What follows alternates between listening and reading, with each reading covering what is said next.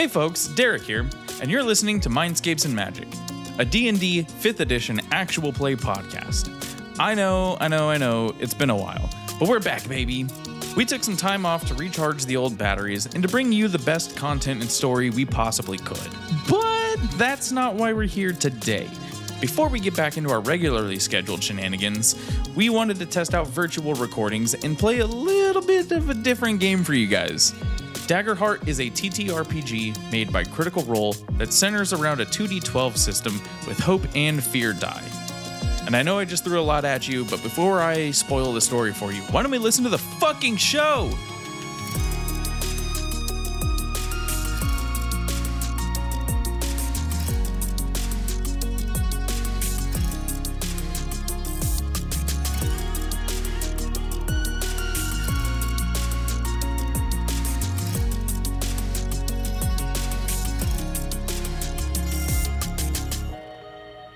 Balls. Sweaty balls. Sweaty balls. Sweaty. Sweaty Not balls. just sweaty. Sweaty. Sweaty. How'd you know? The final boss is Sweaty Balls. James Sweaty Balls. Yeah, Sweaty's balls are... It's a good Christmas gift for people. Makes really good balls. Make sure you get the people you love Sweaty Balls. You got it. This episode is sponsored by Sweaty Balls. Sweaty Balls are us. I like the ones with nuts. Yeah, I'm glad they added in a nut-free option for the ones that I got. Yeah. Well, I'm not allergic to nuts, so I also like the ones with nuts. I'm not doing this, no. Yes, and I Casey. give up. Nope, one shot's canceled. It's in your power. It's in your power to stop this. Blow us up. I'm stopping it now. Hello, beautiful people, and welcome to Mindscapes and Magic. My name is Casey Gibson, he, him pronouns, and I'm the game master of our magical misadventures. I'm joined, as always, by our wonderful cohort of people. Hi, Haley Ronstad here. Today I will be playing Rush Mallow, a ribbit assassin. I'm Jason Wide, and today I will be playing Thulium, a Clank Warlock. And I'm Derek Rogers, and I will be playing Odalina, Katari Ranger. I am Christian Snyder, and I will be playing Generous Penny, the Fungal Witch. That is right, everyone. If none of those things sounded familiar to you, that is because we are playing Daggerheart, not Dungeons and Dragons today. This is a fun little... Nope. I let them figure it out now. If you made it this far, good on you. No, we are giving Daggerheart a shot today in a little one-shot. I'm using the Quick Start Adventure that comes with Daggerheart. You can find it for free on Shoutout Demiplane, sponsor us. So yeah, we're playing the Quick Start Adventure, giving Daggerheart a try and seeing if we like it for future projects to come. Sorry, I was eating a bunch of crackers before we started. I really needed water. This is also a remote recording, so if you hate it, we'll never do another one again. All right, but I will start us off. We will start today in the Sablewood, a seemingly endless forest of dark trees that reach hundreds of feet towards the sky. Some say they have been there since before the Forgotten Gods. Famous for its unique hybrid animals like the lemur toads and tiger elk, as well as its well-worn trade routes populated by traveling merchants. The hybrid animals in this place range from completely docile to extremely vicious. A cat squirrel might come feed gently from the hand, while an eeligator would launch itself out of the nearby river to snap you up as an easy meal. Within the Sablewood, there's a small... Sorry. An eeligator. Eeligator. Legally distinct. Within the Sablewood, there is a small, friendly village known as Hush. This is your destination during this adventure. So, we come in on you guys meeting in the small hut. You can see the distant Sablewood in the distance. The Sablewood in the distance, the trees looming high overhead. It's been a while. I forgot how to DM, y'all. No, but you see the Sablewood looming overhead of this small cabin, and we come in on our characters. Who would like to describe their character first and describe one bit of this cabin that your character has noticed? Well, I'll go first. The shorter fungal form of Generous Penny will saunter up and sit and just notice.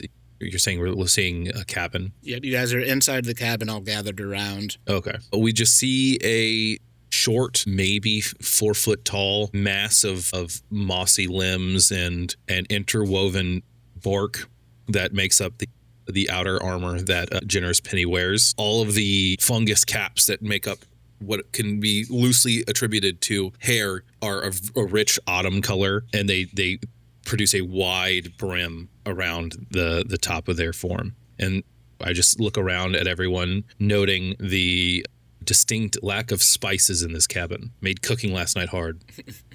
And Casey, this cabin, is it a large cabin? Like, is there a lot of people here, or is this like more of a smaller thing where it's just the four of us? It's just the four of you and one elven woman all in this room together. It's a fairly big cabin. I mean, it looks like there's like 2 rooms, a bathroom, and then like this living area that you guys are all in. Gotcha. But it's just the 5 of you, the 4 of the PCs, and then one elven woman as well. Gotcha. So I think that Odalina had slept outside, like on the porch in the little hammock, and is stepping inside. And as they step inside, Odalina is a catfolk. He has very orange fur with a human face, and he's wearing some woven, very tactical clothing and has a short bow along his back. And he's just gonna walk in, and he'll go to the edge of the table, and he's gonna prop up and sit on the edge of the table. And he's just kind of taking a few arrows out and sharpening them and getting things ready for the day. Gotcha. And who else we have here in the cabin? Rush Mallow is there, a ribbit, so frog creature, about 3 feet tall. Rush is a beautiful mixture of greens and browns, muscular but also plump, as frogs tend to be, wearing some leather armor, uses all pronouns. And Rush is noticing that there are an abundance of fruit flies in this cabin that he's just kind of taken care of. You see his super long tongue darting out and catching little fruit flies. Amazing. And last but not least, you see about 5'6", thin but like looking strong Clank, which is like a robot. Thulium. They are a kind of a silvery gray color, wearing a long overcoat that is never buckled together. It's always open with a high collar around the back of the neck. And they are looking around and noticing a distinct lack of machinery in this cabin, which, despite their nature,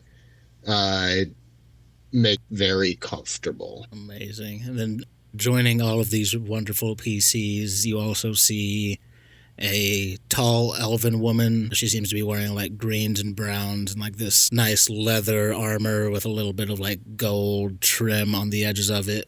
She holds a staff up and kind of paces around the sitting area you guys are all in. All right, thank you all for coming here today. My name is Marlowe, as you all should know, but I know our friend here can forget some details. My name is Marlowe. I am the mage of the king, and I have a very important errand to send you all on today. We need you to go to the village of Hush within the Sablewood and deliver this. She gestures to a fairly like small like chest sitting on the table.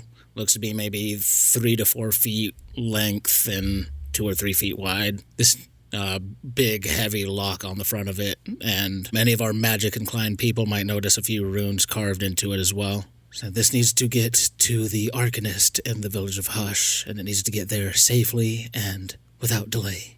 Would you all be able to handle this for me? We should be. Do we have a cart to help transfer this, or is it on foot only? No, I can provide you all with a cart to make the voyage a little bit easier. Hold on. What is in it for us? Well, of course you'll be well paid for your services. The Arcanist has agreed to tender the pay on the end once everything is received, and the king and myself will owe you a great debt as well. What does well paid mean? How much? Better than unwell paid.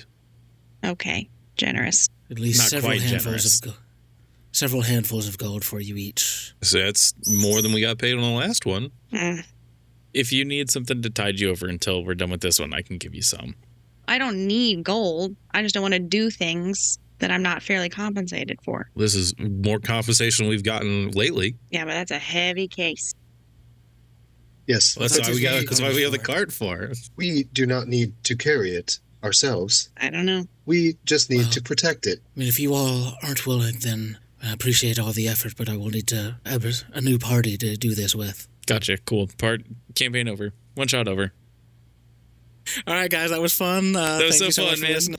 I, for one, am happy to accompany this cart. Yeah, I mean, as far as the last couple of jobs we've done, this one seems pretty straightforward. Literally, we take 3 roads, and it shouldn't be much longer than a day and a half. You've never faced an alligator. I mean, no, but they're just like catigators. They're pretty much the same thing, except for they're eel. They Or do very get quite much not. fearsome. They do get quite fearsome at this time of year, but if you stick to the main roads, it should be no problem. It's mating season. How do you know? I'm very familiar with water-dwelling creatures. Does that not mean that they would be Yeah. preoccupied? So it could mean they're They territorial. get territorial. Yes, territorial. Well, it just means we need to be on our guard. And a couple handfuls of gold is plenty to tide us over. I think we make our way. I think we should make our way. Otherwise, our options are a little bit or nothing. So I'm okay with a little bit. All right. Do we get an advance? Yeah, I it's see a this as cart. amenable. No, I see this as amenable.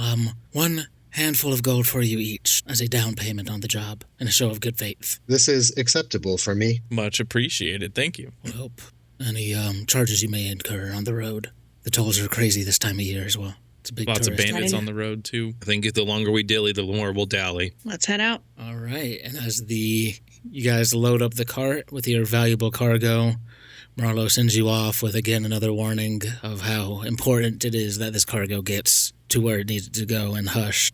You all take off. It's probably early part of the day when you guys are like meeting with Marlo, but as the day goes on, the evening approaches and you all can see the edges of the Sablewood coming up before you. This sprawling forest of colossal trees that some say are old, even older than some of the forgotten gods here in this world. It's a place renowned for 2 things. Its sunken pathways that provide the trade routes for many merchants, and the unique hybrid animals of which you all are familiar with. Which of you is driving the carriage? It came with 1 mule, 1 hard-working mule. Her name is Nancy. Nancy. I'll lead the I'll be the hand at the front of the wagon cart. I'm sitting on top of the chest. I will be kind of scouting ahead a little bit, not too far, but still within eyesight of them, and enough to where I'm not having to shout to reach the cart. So not to maybe 30 or 40 feet ahead of the cart. Okay. I will sit on the back of the cart and dangle my legs. Oh, Awesome. So yeah, as you all travel down this road and start entering the Sablewood, Odalina, why don't you go ahead and give me an instinct roll Ooh. as you're scouting ahead. Roll. First roll. roll. first roll. So that is an 11 with hope. 11 with hope. Dope. So go ahead and give yourself a hope. Nice. Nice. First First hope And of the as you- game. hope of the game. Yeah, and as you guys are making your way down this road, entering the forest, weaving through, Odalina, why don't you tell me one interesting thing about the trees and like the forest of the Sablewood that you notice? I think we're in what time of year is it? Ooh, good question. It is fall. Is fall? Oh, Yep.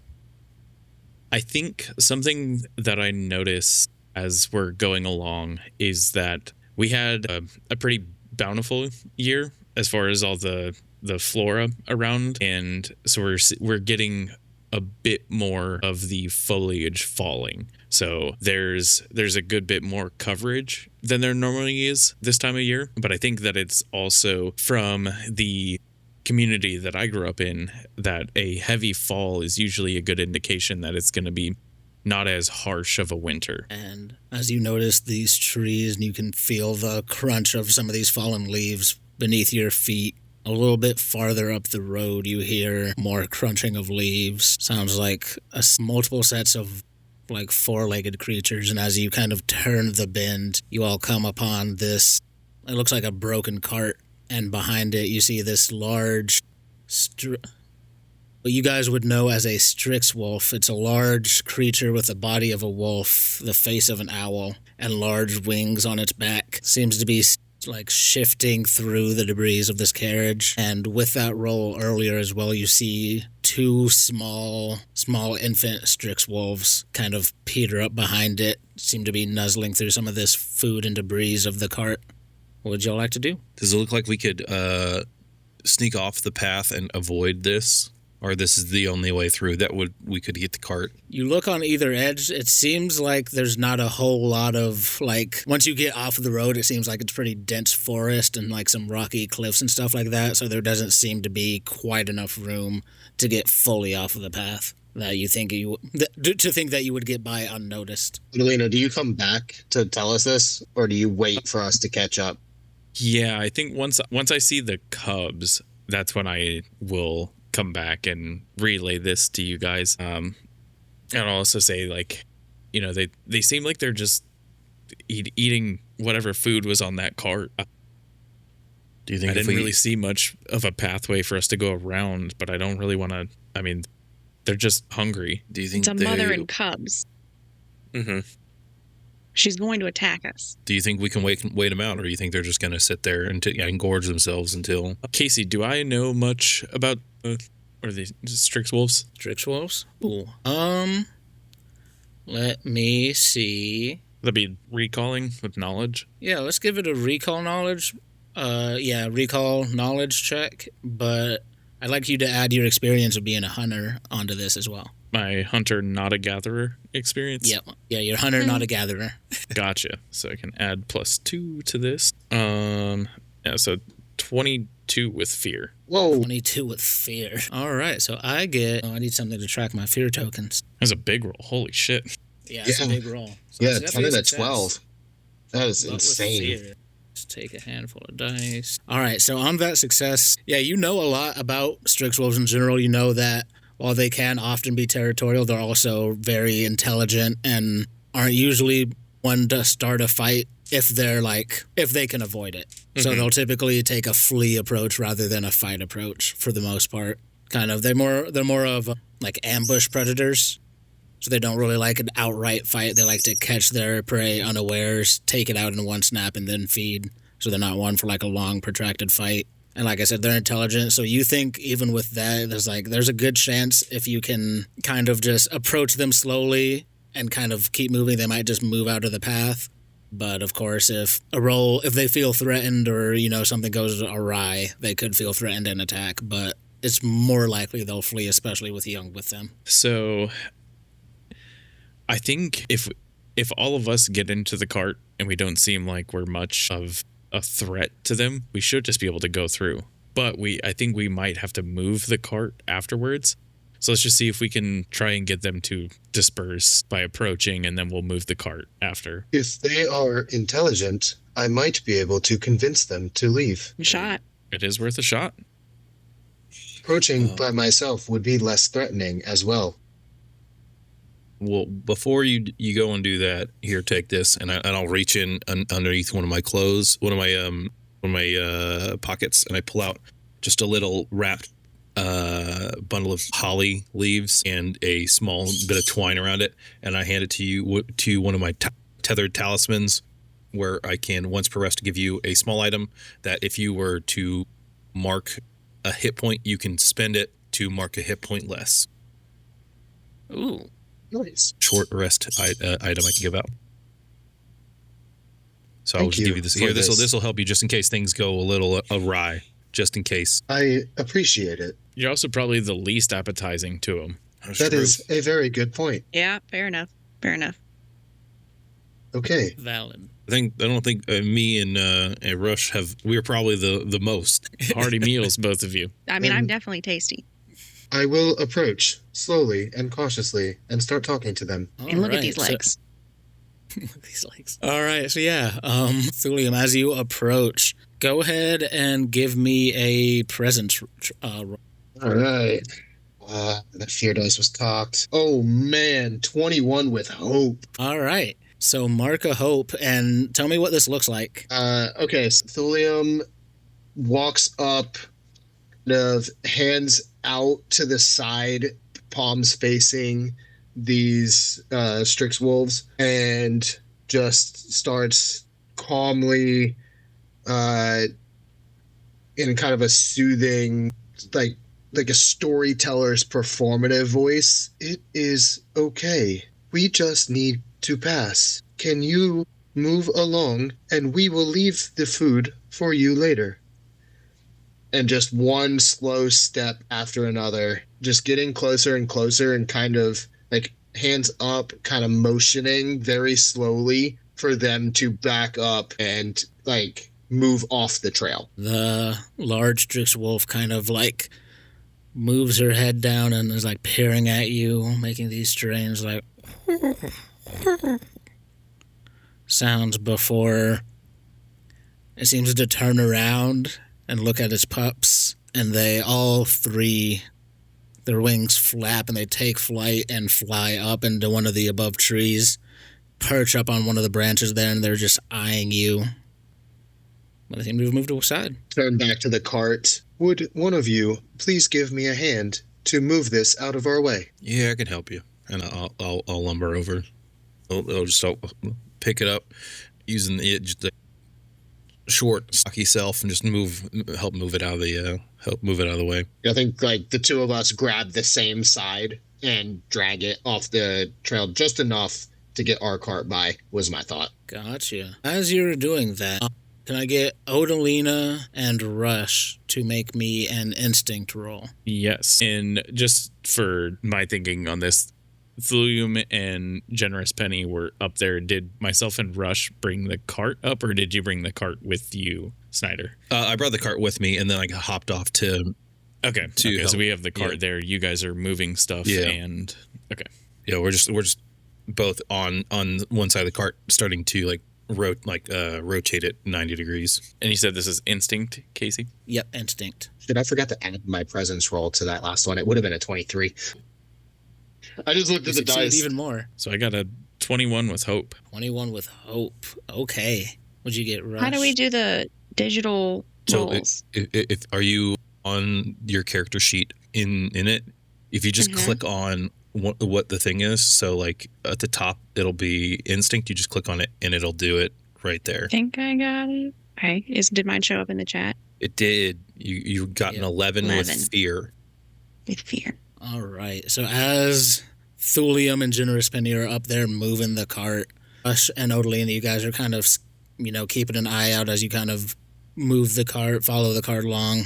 And as these two are moving the cart, you hear a rustling from the trees around you and see 3 frog folk start making their way out of these trees. And can everyone go ahead and place themselves on the map where they would be? Yes. So if we went from this way and we dragged it down, or would we be this way and dragged it this way? That's a good question. I think would it would make more sense to push it forward. Yeah, agreed. So we'd be right here. We'll be like that far apart with the cart in between. Yeah. Can you guys see the three frog folks? Yes. Perfect. It worked. Ambush successful. Successful. Ambush unsuccessful because you succeeded that roll. You heard them. All right. So yeah, you guys hear the sounds of branches snapping and turn to see 3 of these thistle folks sneaking through the underbrush, attempting to get the jump on you guys. You guys are placed on the map where you would be, and who would like to kick us off? Because, of course, in Daggerheart, there is no initiative. Does it appear like they're being aggressive? And they have bows drawn. Okay. I say Odalina goes first because he saw. That's my vote. Yeah, and they look like they're aggressive. Yeah, they're moving in. They've drawn bows and arrows. They're zeroed in right now on Thulium and Generous Penny and look like they have their sights set on them. And can you remind me the distances on stuff? Like I can. Close, melee, what are those? Yeah, give me one quick second. This roll 20 probably doesn't do that yet, unfortunately. Roll 20 will give you distances, but the close, far, very far are a numeral distance. Right, yeah. Yeah. I feel like there's... close. Close should be within 30 feet. Leia's close enough to touch them. Very close is 5 to 10 feet. Close is 30 feet.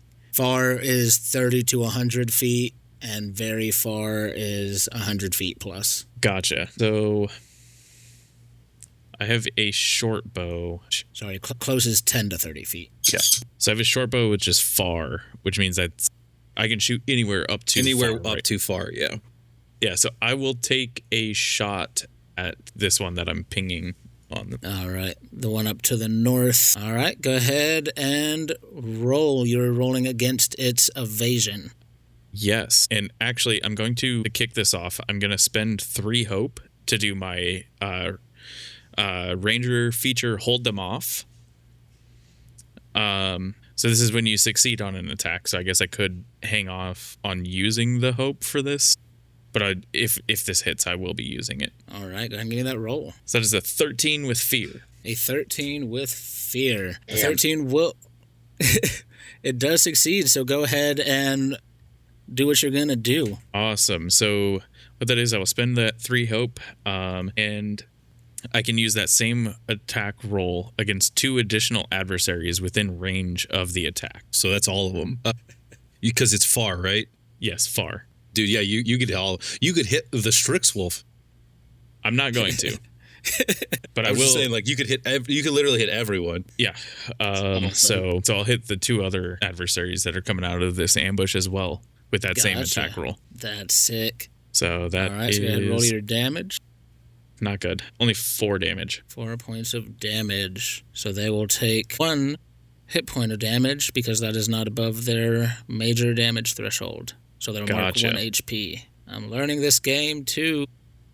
There's still 1 damage across to all 3 of them. Yeah, that's huge. They don't have a lot of hit points. Yep. That And is who would it like for now. dope? All right, and because I was just about to say that is right. Because Derek rolled with fear, it is now my turn to act. So I will have all of these thistle folk. I'll have this one over here to the west. Yep, over to the west. Oh God, let me open their character sheet so I know how to play this game. And they will take a shot at Generous Penny. No.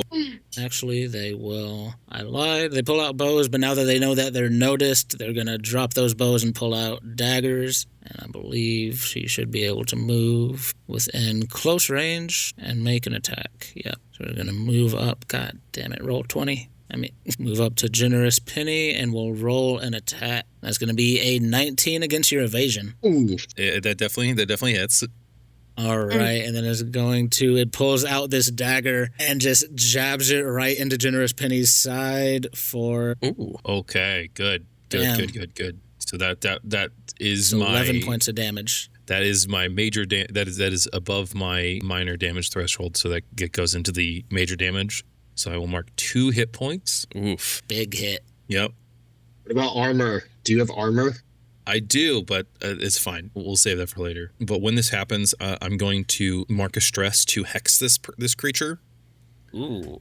And what that'll do is until you spend fear equal to my spellcasting trait, which is 2, whenever actions or damaging rolls against the hex creature, they take a bonus damage equal to my tier, which is 1. So if anyone does damage to it or does an action that does damage, the amount that is done is increased by 1. Dope. Okay. Put a little marker on him to remember that. And then I will spend a fear to highlight another adversary who will move in to Thulium and do the same thing. As soon as I open the character sheet, I'm definitely not trying to learn roll and this at the same time. That is only a 4 against your evasion. It's a big old miss. Big old miss. Tell me what it looks like as this thing tries to stab at you. These things are only about 3 to 4 feet high, but it jumps out of the brush, leaps up at you, tries to stab you down into the face. So I picture the Thulium was still holding one of the bars of the destroyed cart. And so as this thing rushes up, they break the bar and knock the dagger aside. Yeah. And then I will use another fear to spotlight this last adversary who will move up to Odalina and take a swipe at you. Woof. That is a 13 against your evasion. Oh, that just beats my evasion. So you were going to take, as this thing leaps out after you hit it with this arrow, it pulls it free, jumps up, leaps out of the tree at you, dagger leading, sticks you in the side for 6 points of damage. Oof. Let me see. Do I have anything? I don't for this. So I take 6, which is under my minor damage, so I take 1 HP of damage. Point cuts you across the side as you kind of move a little bit out of the way. And that is all of my adversaries, and now the turn passes back to the players. Did you say that they dropped their bows to do this? Yes. Okay, perfect. I'm gonna step away from this forest, this what's the word I'm looking for? Frog gentleman, and then I'm going to make a spellcast roll against him using Vicious Entangle. I can do it to any creature within far range. So let's see. Right. I rolled a 20 with fear. Oof. If that's a success, So it's against their difficulty, right? yeah. Yeah, that's a success. All right, so he's gonna take. He's gonna take 4 damage, and he's restrained. Means until he does something to clear the restraining, he can't move, but he can still act within his range. Okay. Gotcha. So he's restrained, can only act within his range unless he clears that out. Yep.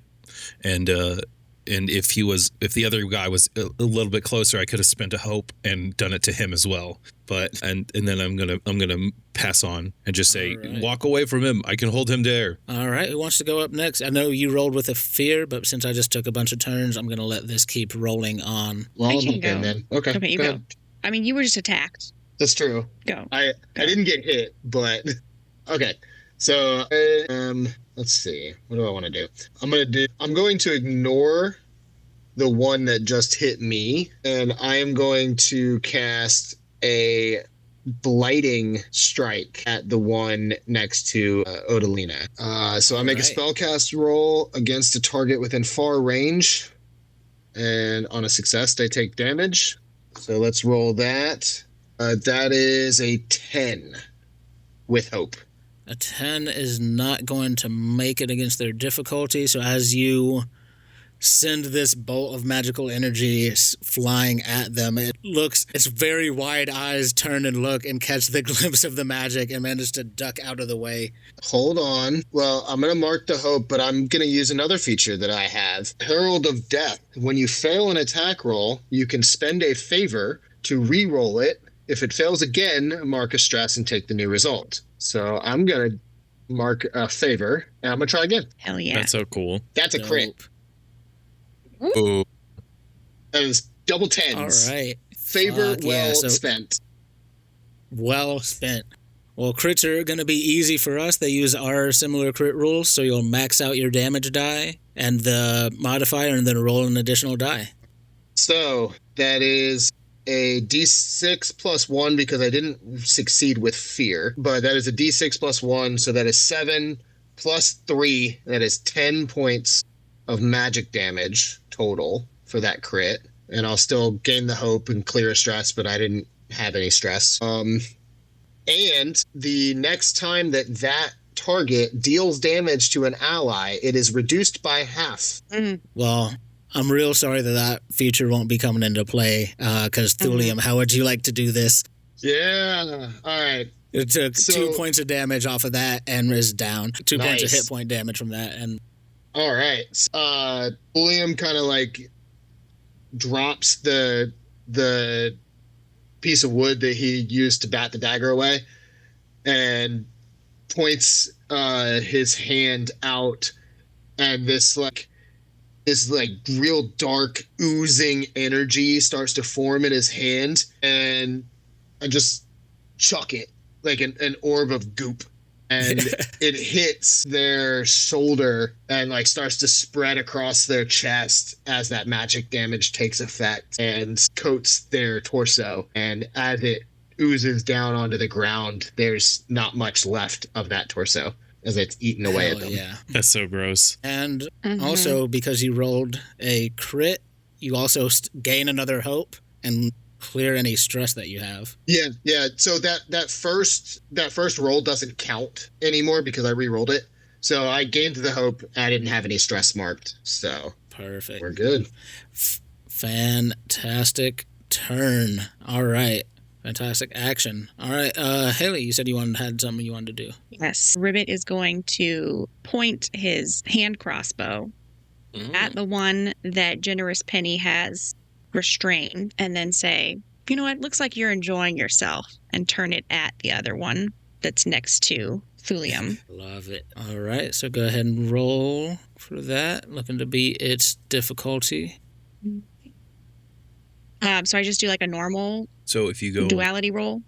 On the top, it'll say primary weapon. Yeah.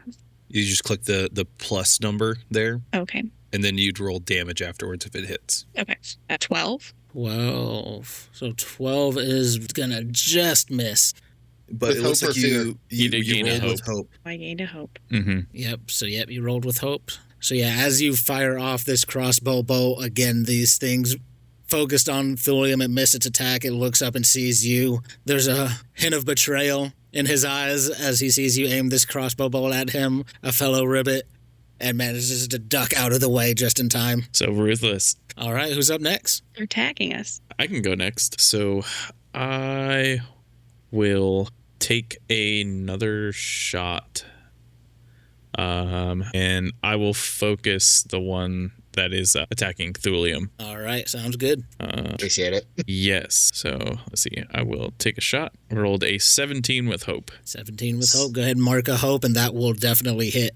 Nice. I can also, I'll add in my Wayfinder subclass ability. When you make a damage roll, you can mark a stress to gain a +1 bonus to your proficiency. Sick. And if I deal severe damage, then they mark a stress. But I'll just be able to add proficiency to this. Which means you get an extra die, right? Yep. And if you So deal that is- severe damage, they're dead. Yep. So that is 11 damage. 11 points of damage, which also goes over its major damage threshold. So, Odalina, what does it look like as you take this thing out?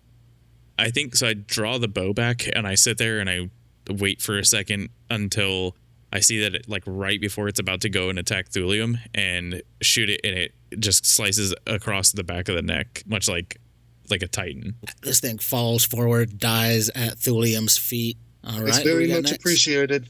Just gonna take a step back and just whip out the staff on my back and just shoot right into him. Wait, go Let's ahead. see. Ooh, a 17 with hope. 17 with hope. No. All this hope. There's so much hope. And then since that's a hit, I will Yeah, that's do definitely a hit. 5 damage. 5 damage, which is all he needed because he was down to 1 hit point. Let's go. Nice. So what Hell does this yeah. look like? You just see a large staff. I pull it around, and it's 2 pieces that interlock. So as I'm pulling around, it clicks out, and then just this giant black morass in what can only be smelled as decay and like a heavy moisture area, like the roots of a tree in a forest covered in moss and fungus happens, and it just shoots out this bolt, and it just kind of starts to wither away at this frog person. Well, lets out a blood-curdling scream as it's being slowly consumed. Not so slowly consumed. And as things seem to settle for a second, I'm going to spend a fear. And what you all see is another thistle folk come from underneath. Oh, I'm sorry, he was in the wrong spot. Dart from underneath your carriage What? and is going to try and start running away. How far away is he? So your cart was what, in the back? Yeah. About So there. back, right about there. Yeah. Oh, sweet. So, So within 100 feet. All right. yeah, he is going to start booking it as fast as he can. I will attempt to catch him I was going to with take a shot at him. With a vicious entangle. Yep. That's a 22 with fear. All right. Well, you can do that when it is your turn. Yep. It's still GM turn, and I mean right now he's just going to move, and that is going to be his spotlight turn. And now it passes back over to you guys. I'm just going to scramble to try and do that spell casting and just kind of just try and lock him down where he goes.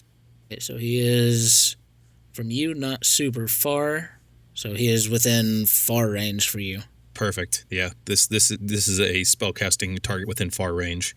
All right, So- perfect. He's going to be restrained, so he can't move unless he does an action to clear it. And then I will roll my damage. That's going to be 6 damage against him. 6 points of damage. What was that spellcast roll? 22 with fear. 22 with fear. Gotcha. So that was, you said 7 points of damage? A 6. 6 points of damage. All right. So he's going to mark 1 hit point. And since you rolled with fear, it's going to bring it back into my court. Let me grab my fear. What can this guy do? He is going to pull out his own short bow and take an attack at Generous Penny, who just tried to hold him down. Pretty messed up. Doesn't matter. It's only a 5. I roll bad in every game.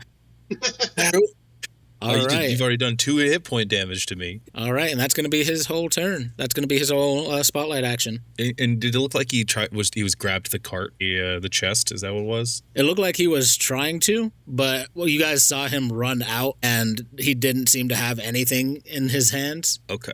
At least from what you could tell. But Well, if no one else wants to do anything, I'm going to start I'll take a shot at him because I was going to start walking him down.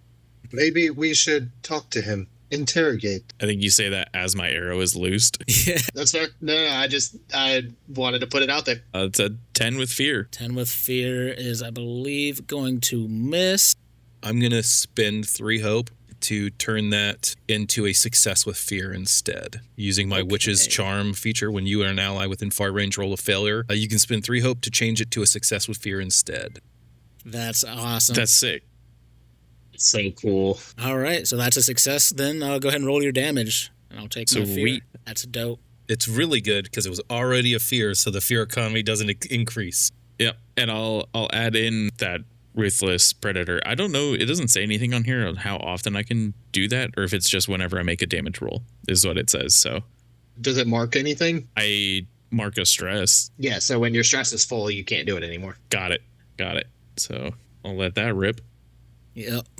That's going to be 12 points of damage. Oh my god. All right, what are your thresholds? All right, not quite past the severe, but definitely into the major. He's going to take 2 more hit points of damage. What does it look like as you launch this arrow into him and he looks absolutely fucking hurt?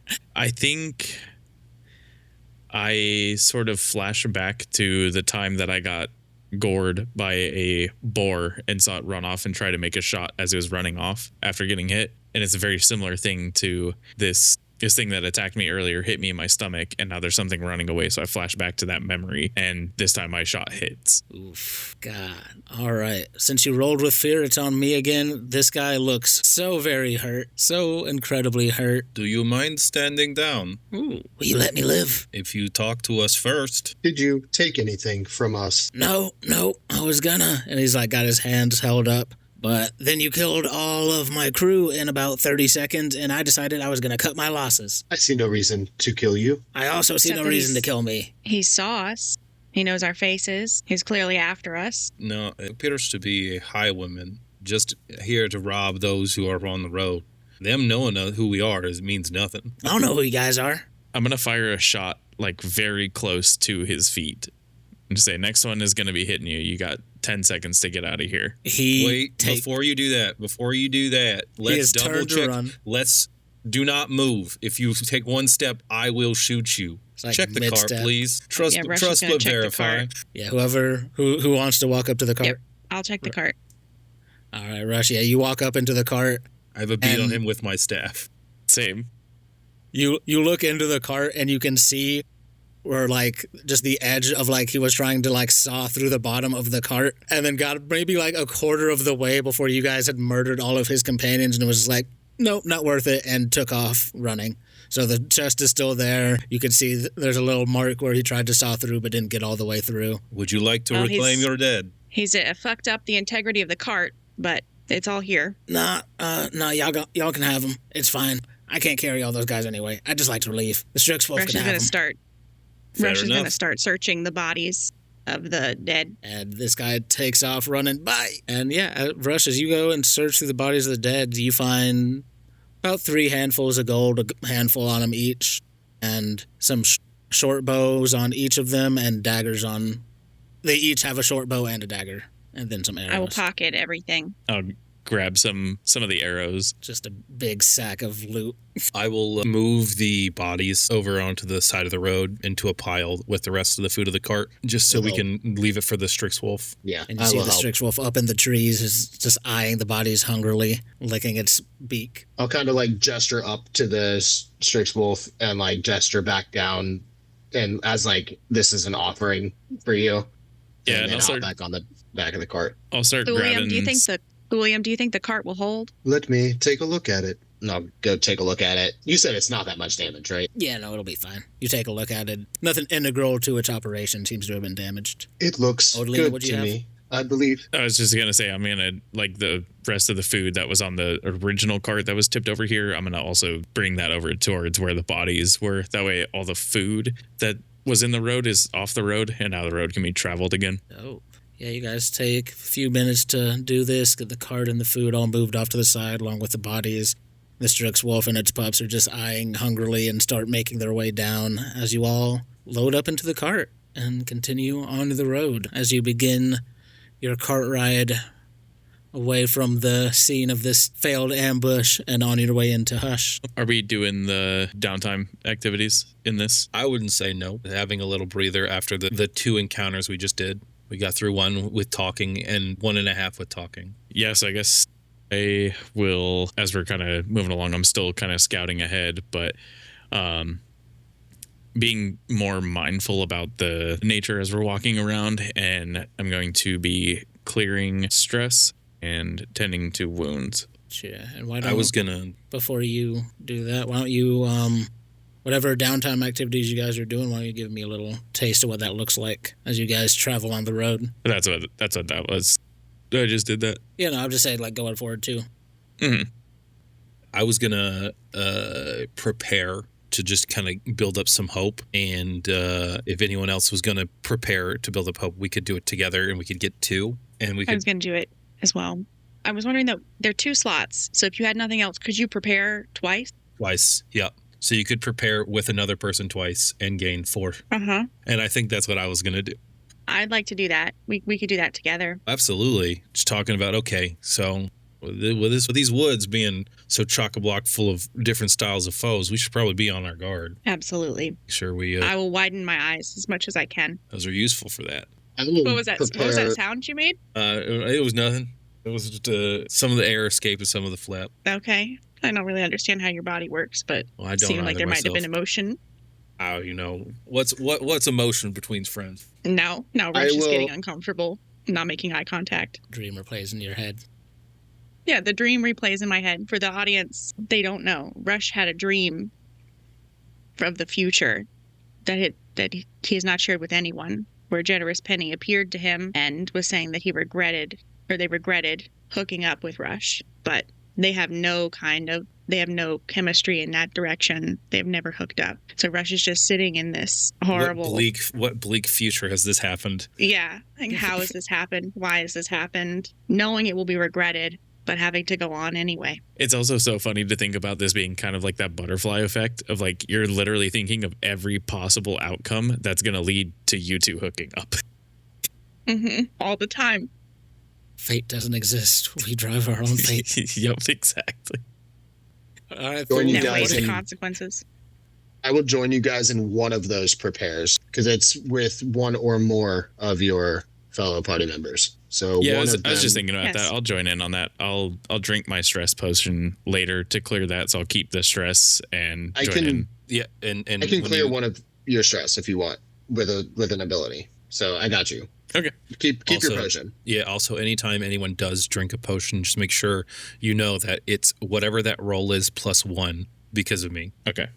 Wow.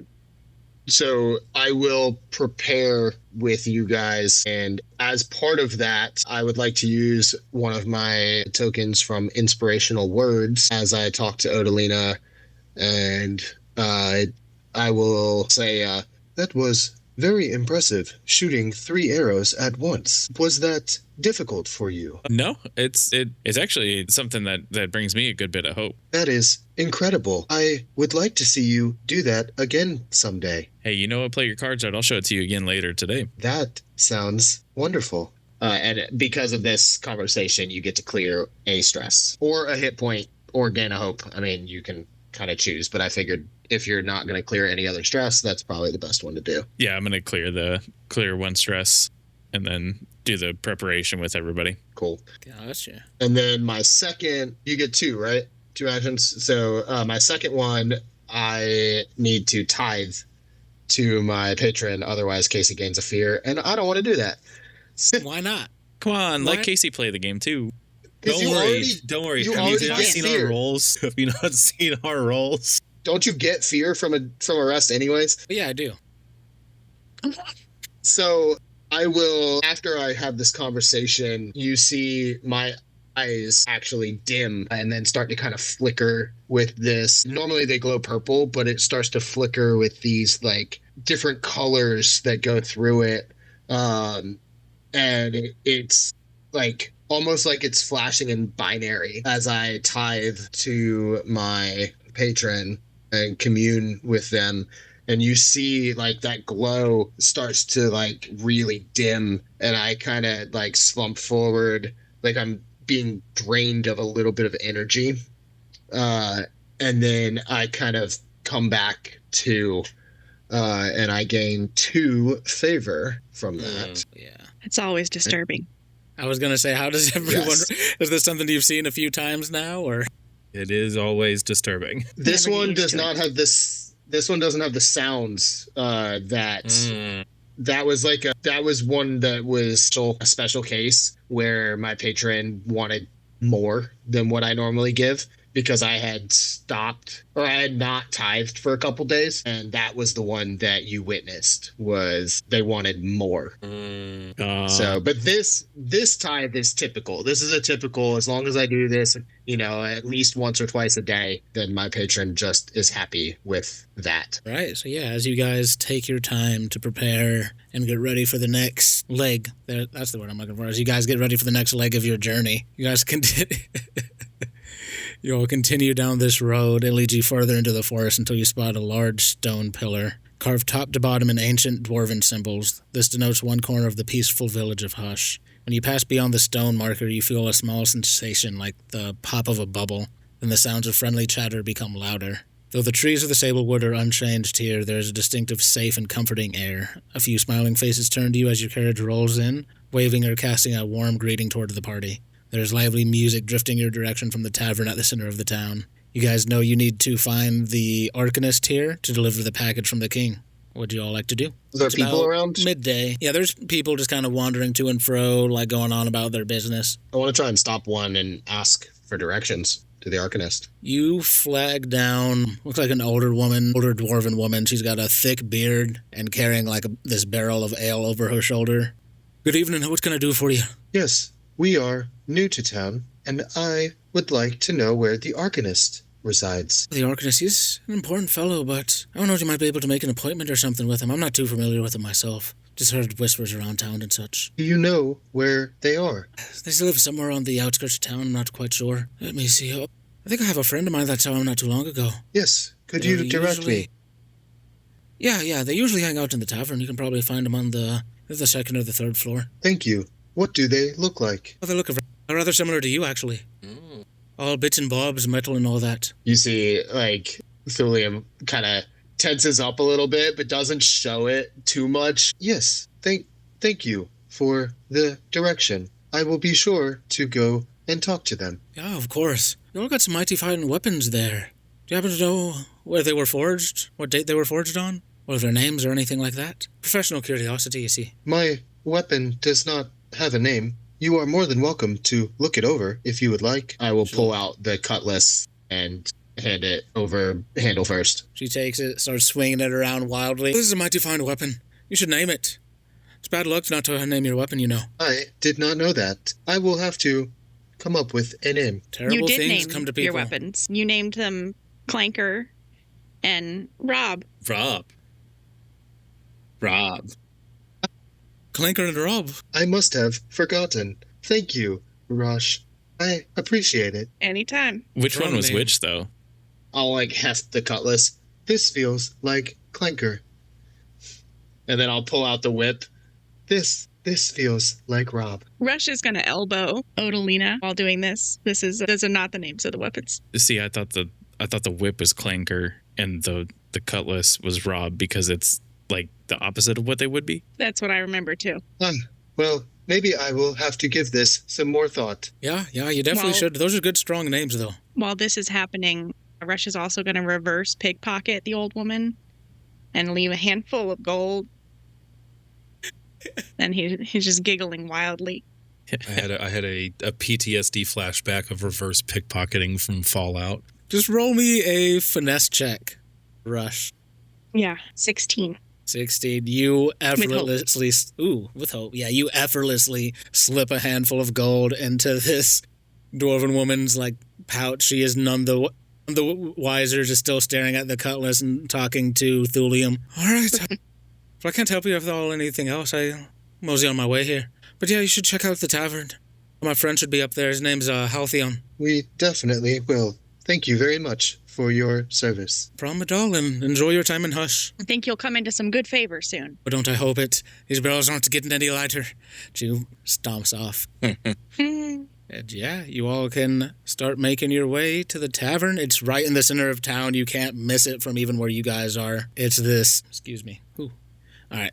Yeah, you guys see the tavern in the distance. It is a sight to behold. It's this 6 curving stories climbing the trunk of an ancient tree. This is, you can tell, the heart of the community. You can see people weaving in and out, coming in and out of different floors. Newcomers to the bar. As you walk up, you see a line of shoes over the entrance of the bar.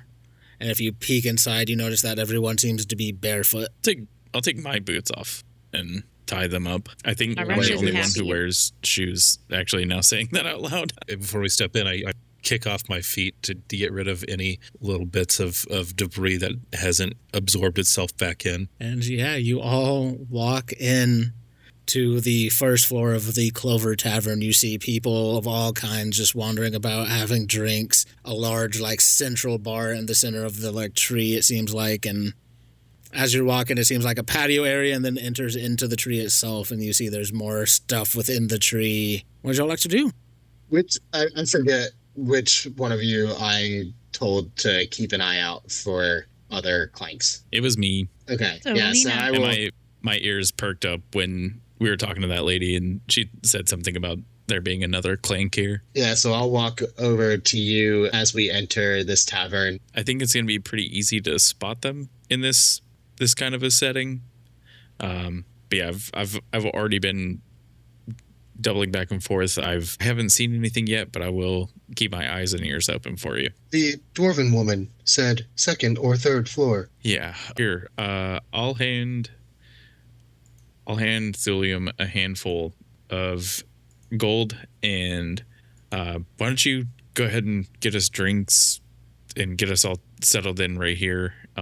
Maybe the rest of us can go up and take a look, and I'll case everything out for you and then let you know when you're good. That would be very much appreciated. I will grab you all drinks. Thank you. Thank you. I kind of want to like scurry up and just go check the 3rd floor real quick first, like without being seen. I kind of want to just step away and go see what I can see. Okay, yeah, give me... You said without being seen? Yes. Okay, yeah, give me a... We'll call that, what, finesse? Yeah, we'll call finesse that is a finesse high. roll. Yeah. Okay.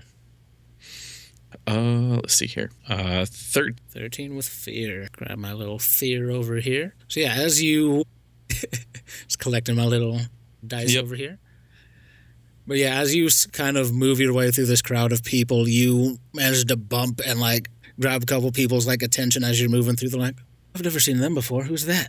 You know, just kind of gathering like passive attention of all these people you're kind of trying to move through. And as you make your way up past this into the 2nd level and then continue up the stairs onto the 3rd level, you're kind of scanning around.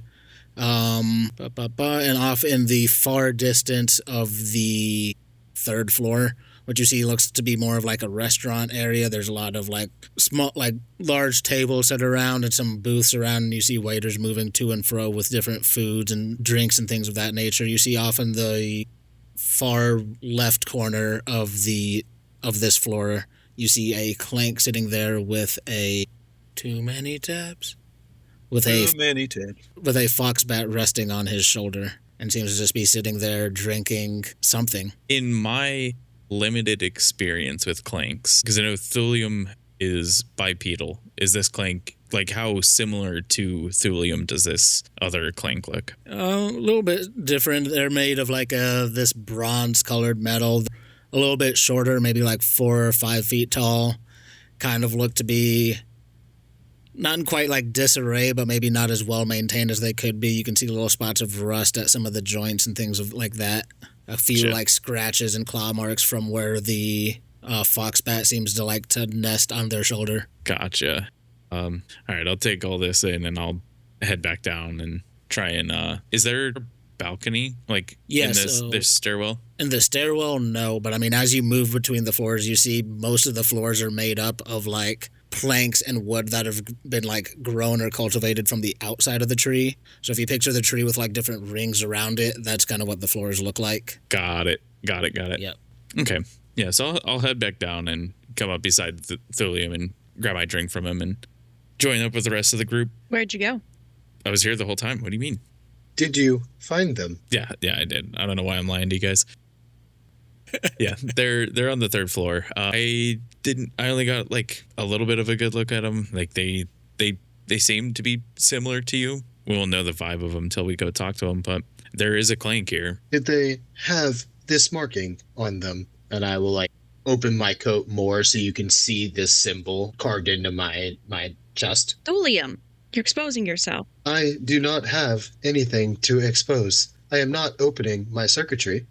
I know. So weirdly enough, they didn't have that mark, but they had a fox bat with them, and the fox bat had the mark on its chest. That is not a good sign. I must stay low. And I'll give an elbow back to Rush. There was nothing. I just, So do you want to go talk to him? Can I That sounds like them. roll an instinct check just to see if Odalina's fucking with me or not? Sure, why not? Do you want me to roll presence opposed Yes. with my -1? Yep. And mine's a flat roll. But I did roll a 13 with hope. I rolled a 16 with fear. Ooh. All right, yeah, I believe him. You all can go. I must remain here. It is not safe for me up there. I'll keep you safe, buddy. I do not want to cause trouble. I will remain here. It is okay. Yeah, but you know how fun it is when we all cause trouble? That Remember is the last time Together. we were in a tavern? that is a very good point. It was a lot of fun. Yeah. we can never go back there. Yeah, You can never go back there. I can never go back a lot of places. that is true. Do you want to add another to the list? Hell yeah. Let's make sure we get our job done first before we get. We always do. But then I shouldn't be the one that has to say this. Maybe we go and find ourselves this. We talk to this guy so we can get to this Arcanist first and drop off this box, and then we blow up the tavern. But talking to him may cause us to have to blow up the tavern. Mm-hmm. Be that as it may, I just think we should keep the eye on the prize. A few Agreed. handfuls of gold Mm-hmm. Each. each. And then as we of blow up right the now, tavern. all we've been given is one. So none of us have amassed any other treasure. This is the best way for us to go forward. None of us have amassed any other treasure. It's true. I You only got have- a couple of arrows out of those guys on the road. They were really bad highwaymen. You have convinced me. Let us go. I will stay in the back. All right. So you all move up through the tavern, up to the different floors. As you're moving along, as you leave the spot you're at, you see several patrons just turn and look at you like, "What the fuck were they just talking about?" And just kind of eyeing you as you go up the Rush the is going to stairs. wink at them with The both frog eyes. is so hot. Oh, they almost had me at the first eye, but it was the second eye that undid it for me. The frog blink. Yeah. And yeah, you guys could make your way up to the third floor, and yeah, you guys all see with Odalina pointing them out to you, the clank in the corner with this small little like red fox bat on their shoulder. And they are looking at you all as you climb up the third floor, just making direct eye contact with Odalina. We have the box with us, or is it still in the cart outside? I mean, It's still in the cart. how heavy is this thing again? It was pretty heavy. Yeah, we probably left it in the cart. It's got a lock on it. I mean, it's not like I'm worried about somebody breaking into it and taking the contents. I'm more worried about someone taking it. Then they can just take the cart. Yeah. Mhm. Luckily, I put a low jack on it. Nice. An Apple AirTag, but it's just Pull an off a apple. piece of- I just take off a piece of myself and I put it on there so I can reach back to it. I want to perceive this fucking bat. Looking for this symbol to verify for myself. All right, well, you'll probably have to get closer. You guys are across a pretty. I was gonna say, crowded and area. remind me, this is the Arcanist. No, this person probably was the last person to see the Arcanist. Got it. Oh, Rush is going to like bob and weave and crawl through people to get over to them and then just put a hand out. Rush Mallow. A pleasure to meet you. My name is Halathon. Alathon. I noticed your friend there in the back staring at me earlier. Do you guys have some business with me? Yes, we're looking for the town arcanist. We heard news that you were one of the last people to have seen him, so we were looking for directions heading that way. Yes, I saw her just a few days ago. She was coming in to get some supplies after returning from a journey. She should be somewhere on the outskirts of town. I can probably show you on the map, but she is not really taking many visitors right now. Oh, it's more along the lines we have business with her. Our business is our own, but she's the one that sought us out, so we were just looking for confirmation on where to find her. Well, if that's the case, then she should be more than willing to meet with you. You all traveled far to get here? A decent distance. Yeah, not too bad. We've traveled further, but not less. Did you run into any of the thistle folk on the road? Unfortunately. Is that a common problem around here? It is becoming increasingly common, yes. What were they like? I've actually made a bit of a hobby studying them. Well, Assholes. they were very quick to violence, and when violence was met upon them, they were quick to become scared. Yeah, Judgmental jumpy looks. little fuckers. This coincides with what I've been told from other accounts. Was it strange to you, Rush, a different community, our same ancestry? Was it strange to strike them down in not cold blood, but warm blood? Didn't bother me. I didn't really kill any of them, but it wouldn't have bothered me. Interesting. And you there, friend, in the back. Yes. Looks at Thulium. I do not see many of our kind in the Sablewood, due to the lack of technology that is present here. Do you enjoy your travels through the Sablewood? I did. Are you of the AI in the sky? I am sorry, what? That is enough for me. Thank you. Well Who? met. My name is Thulium, and I will hold out a hand as well. A pleasure to meet you, Thulium. What is this AI in the sky?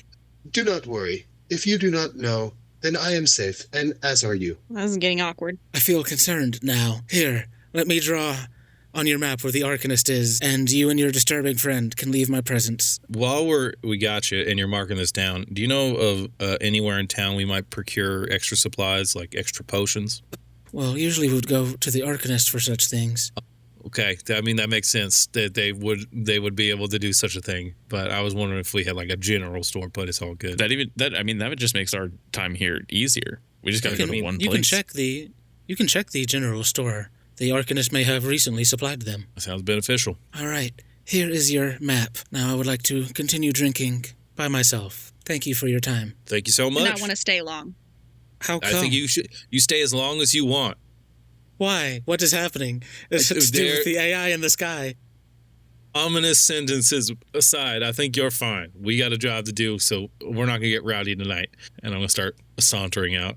The more you talk, the more concerned I get for my well-being. You'll be fine. It's a good thing Everyone you else said might not tonight, be. because it's still before tonight.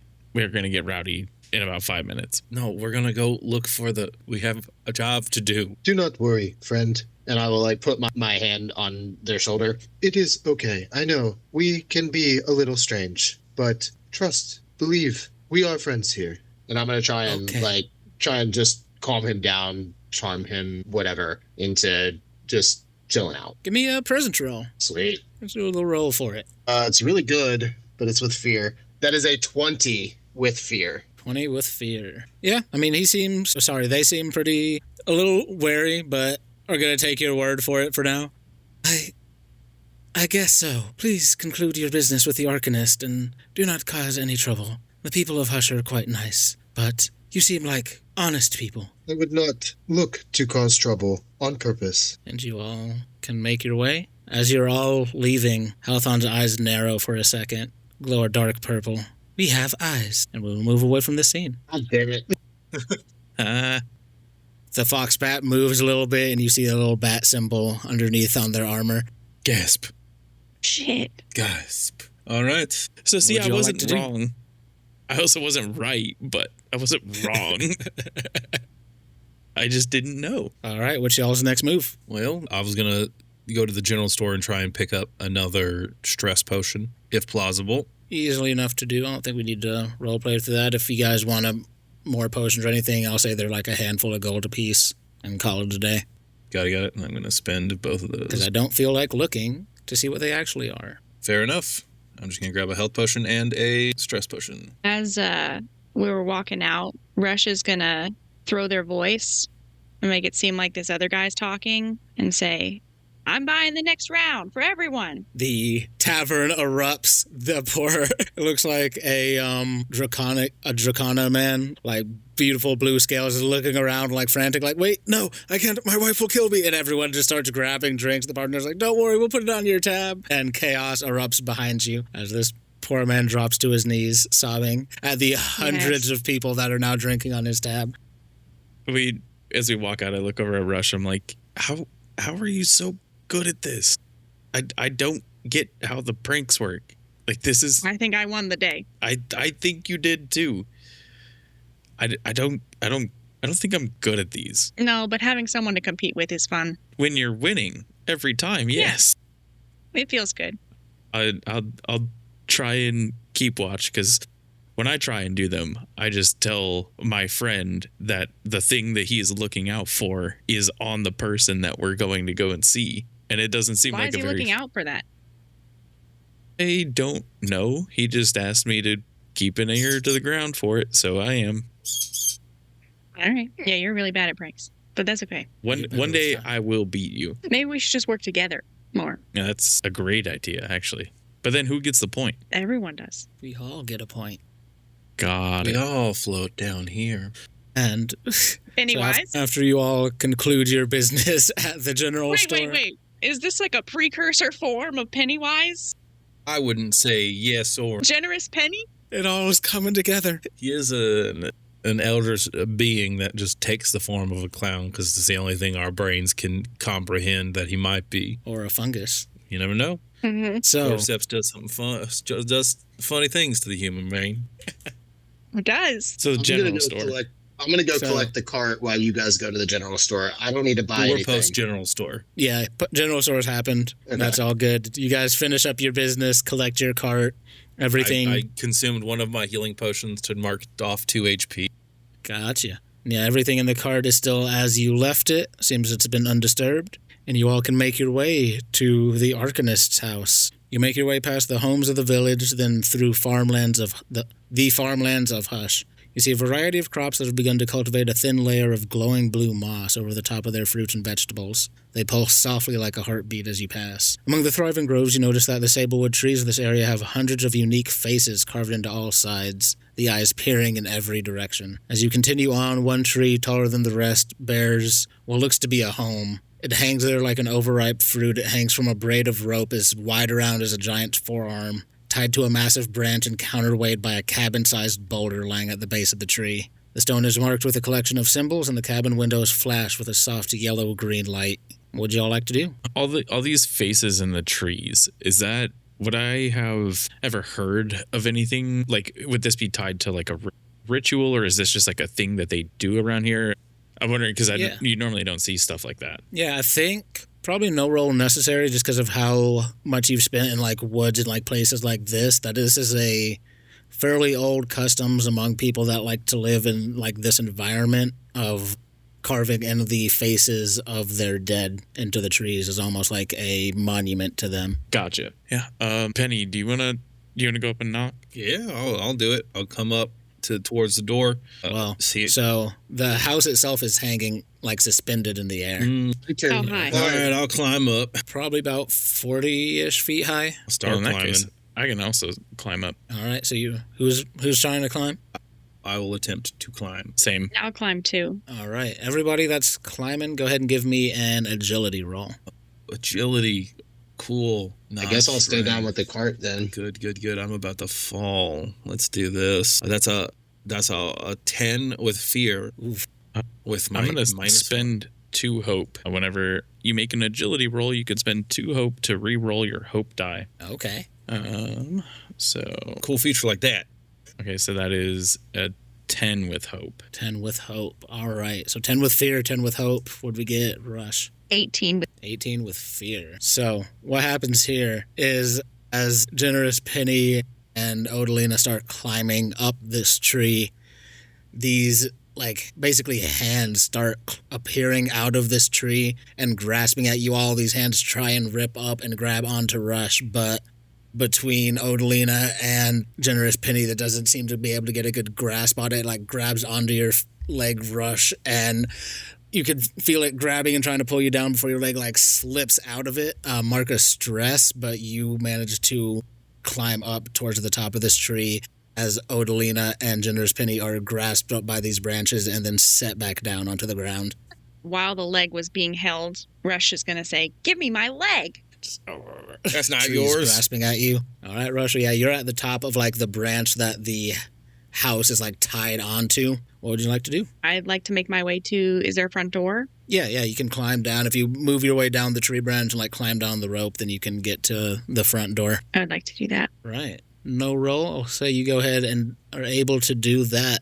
And as you knock on the door, you hear like the shuffling a bit. Hello? Who is it? Delivery. Delivery? I wasn't come here. More like stomping, and the door opens and you see this. Who are you? This almost insectoid-looking woman. Her face is slim and like oval-like, and she's got these big black eyes on the side of her head. She's got these long, what you think at first are robes, but then you see are actually like wings wrapped around herself. This is a tall, probably like 6 foot tall fairy woman. I think that Rush's jaw is going to go a little slack seeing her. You said I have a delivery? How did you get up here? I climbed. The tree is supposed to be warded. Okay. It is. Is? At least something is working. You must be a slippery little fellow. Who are you delivering from? I'm covered in mucus. It's a delivery for you. It's down there, gesturing. Hello there. One moment. And she'll wave her hands, and the house starts slowly lowering down to the ground. Just of the name of the elf that gave us this mission. Marlo. Marla or Marlowe? Marlo. Got it. Ma'am, we have a delivery here from Marlo. One warded and sealed chest to the Arcanist of Hush. Goodness, this delivery. Okay. Yes, you all have come quite a far way to get this to me. If you wouldn't mind just helping me bring it into the house, you all can come in, have a seat. Yep, and I'll go start I'll throw it it. over my shoulder and bring it in. Rush is just going to go in and sit down. As you walk in, you see that the interior of this place looks a lot bigger than the outside would have specified. You move into this nice, open, warm living area. Rush, what's one thing in this living area that really stands out to you? I think a very ornate fireplace stands out. Yes, this beautiful fireplace just crackling off to the side, bringing this nice warmth in from this very, like, damp forest and energy. And yeah, you all make your way into this sitting area. She arranges some seats for you all. Tea, is there anything that I can grab for you all? Say no to tea, but while we're doing this, we were promised payment upon delivery.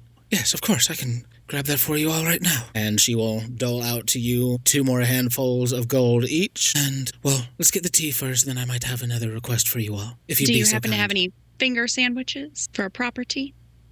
I can certainly scrape something together. Yes, give me a few moments. And she disappears into the kitchen for a few moments and comes back out with a tray of tea and some, looks like hastily made sandwiches. Looks like some lettuce and tomato, some mayo maybe.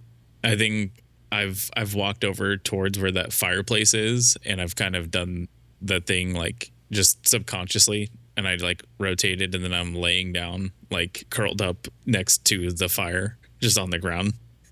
I'm glad to see you've all made yourselves at home. This is nice and warm, thank you. Yes, no problem at all. How was your journey here? I hope you didn't face too many difficulties. Too many. It wasn't easy. Just one band of highwaymen. We took care of them. That is good. Were they trying to steal the package? Yes, that does appear to be their intention, was to waylay us and take the package. But we protected it, as we said we would. You guys did an excellent job here, and you don't even know the extent of the service that you've provided. Can't imagine what would happen if this had fallen into a highwayman's hands, or who it would have gotten sold off to after they got their hands on it. Actually, that goes into my next request. And she'll wave her hand, the runes disappear and the lock unlatches. And inside the chest, you see this massive stone with a lion's face carved into it. One of you one of the spellcasters, or I think if everyone's rock. if everyone's cast spells, give me a spellcast trait roll. I need poisons. I don't think I can cast. Oh, it is spellcasting. Okay. Everyone has a spellcasting roll. Ooh, What did you say, 15 with knowledge? hope. Is yours knowledge? Was knowledge? Yeah. Oh, whatever your spellcast trait is. Oh, yeah. whatever it is. Okay. Yeah. Crit. Nice. Hell yeah. 15 with fear. And with fear. What happens on crits? You clear all your stress if you have any. 1 stress, I believe. Is it 1 stress? I thought it was I believe it's 1. Clear 1 stress, gain 1 hope, I believe is what it is. Nice. And it was a total of 16. 16. I don't think the total matters for a crit. I think a Yeah. crit's an automatic success. But now we know you rolled double 8s. Well, double 7s plus 2. But yeah, dope. I forgot about modifiers. Could I What'd you use my experience? I was built for this since it's magic related. Spend a hope. get? Ooh. Yeah, spend a hope, and yeah, go ahead and do that. I love that. Hell yeah. Okay, because I did not roll great. But I'm full up on hope and I need to spend it. So that is 8, 9, 10, 11, 13 with fear. Dude, with fear. Man, got a lot of fear. Pretty sure I'm maxed out on fear. But yeah, so with those rolls, all of you are successful. Some of you just know a little bit less like context of it, but as you open it up and you see this stone, this massive stone with a lion's face carved into it, you know that it is the keystone to the capital city's like main archway, and it's part of the wards that help protect the city. And What's this doing so far away from the main city? Well, from what I was told, there was an issue with the wards, so the king needed to send it to me, or at least wanted to send it to me. I was trusted with this assignment to recharge the wards on this stone, and you guys can deliver it back to the city and make sure the wards remain intact and the city defended. It's no wonder that he kind of kept this a secret. I'd hate to see what would happen if anyone were to find out that the city was currently unwarded. That leads into my request of you all. I need to take this to a place called the Open Vale in order to recharge it. The journey itself shouldn't be any dangers, but the magic needed to recharge the stone seems to attract creatures. If you all wouldn't mind helping me defend me while I complete the ritual, I'll ensure that there's some extra payment included in it for you as well. So you'll be coming with us? Yes, I'll be coming there to complete the ritual. I just need someone to help watch my back.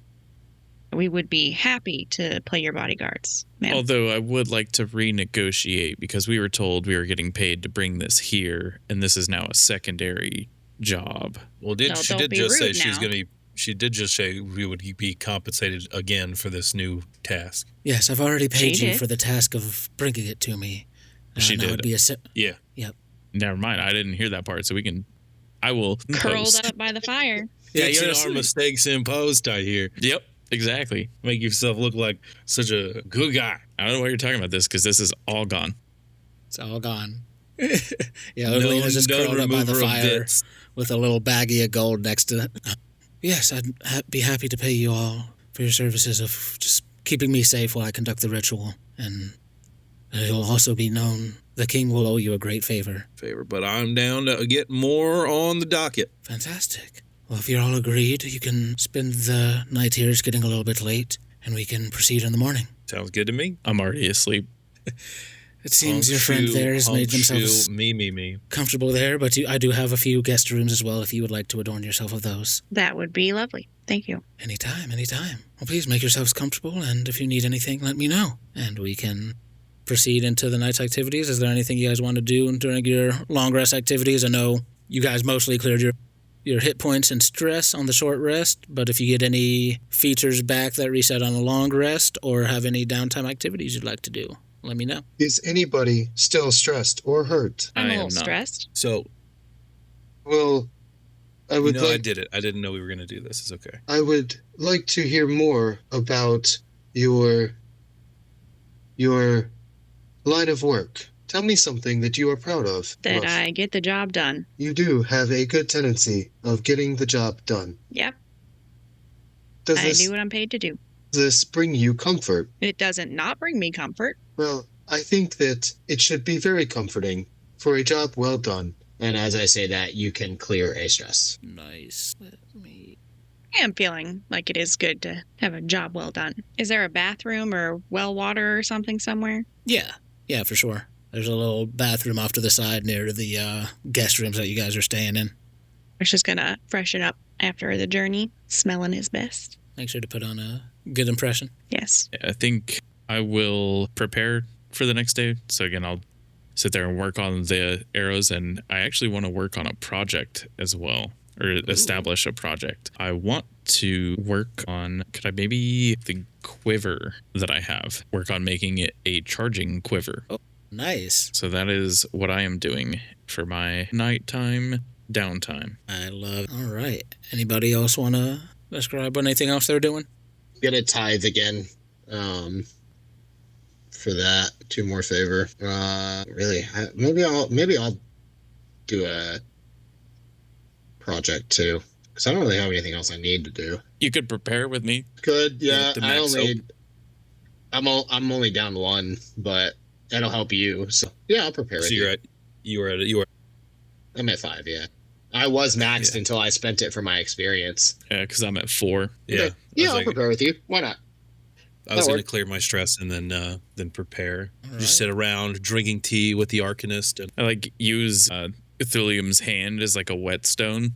Yeah, absolutely. Yeah, I'll help. I can help you with your arrows preparing for tomorrow. We'll split the task. More hands make less work. Your hand specifically makes less work. I am glad to be of service. Oh, it's like the Bicentennial Man.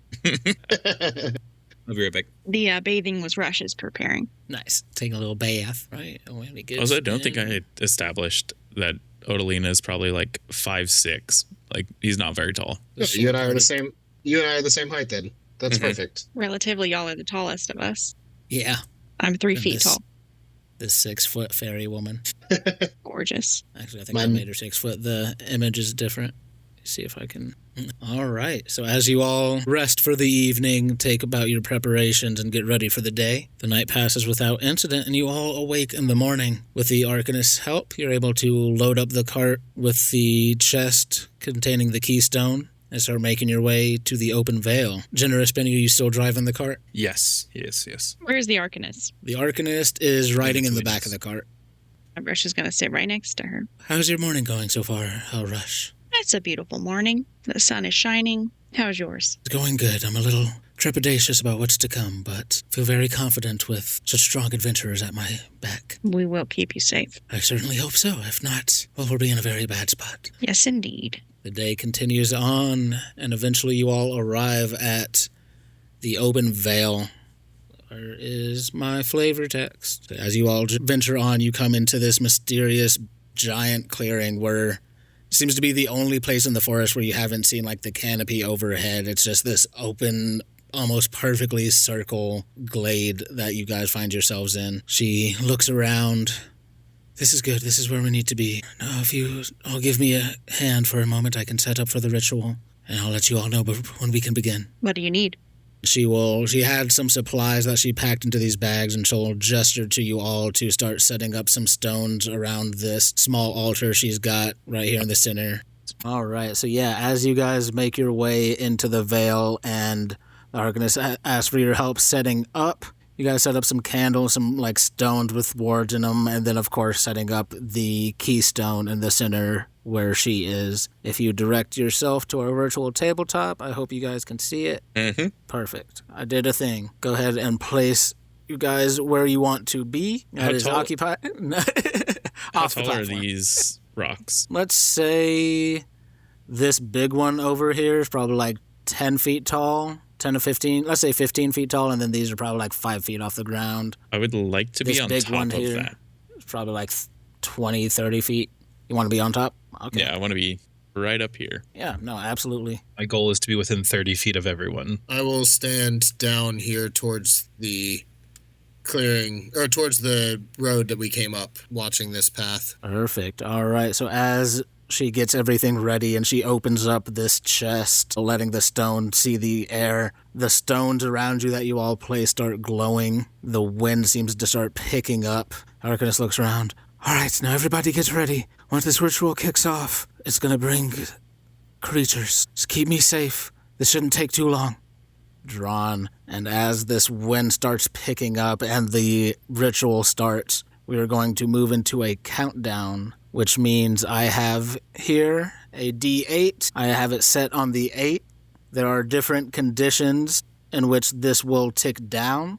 Your guys' goal is to get this to tick down to 0, basically. So once it hits 0, then the ritual will be completed. Basically, if she takes damage or anything like that, the counter will increase, and you guys have certain conditions like defeating an enemy, which will make it decrease.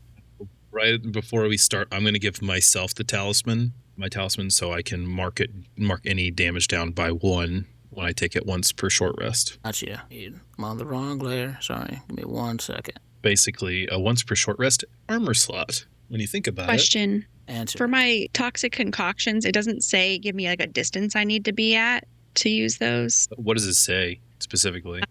It just says these are the toxic concoctions, Gorgon root, the target gains a permanent -1 penalty to their difficulty. This can only affect them once.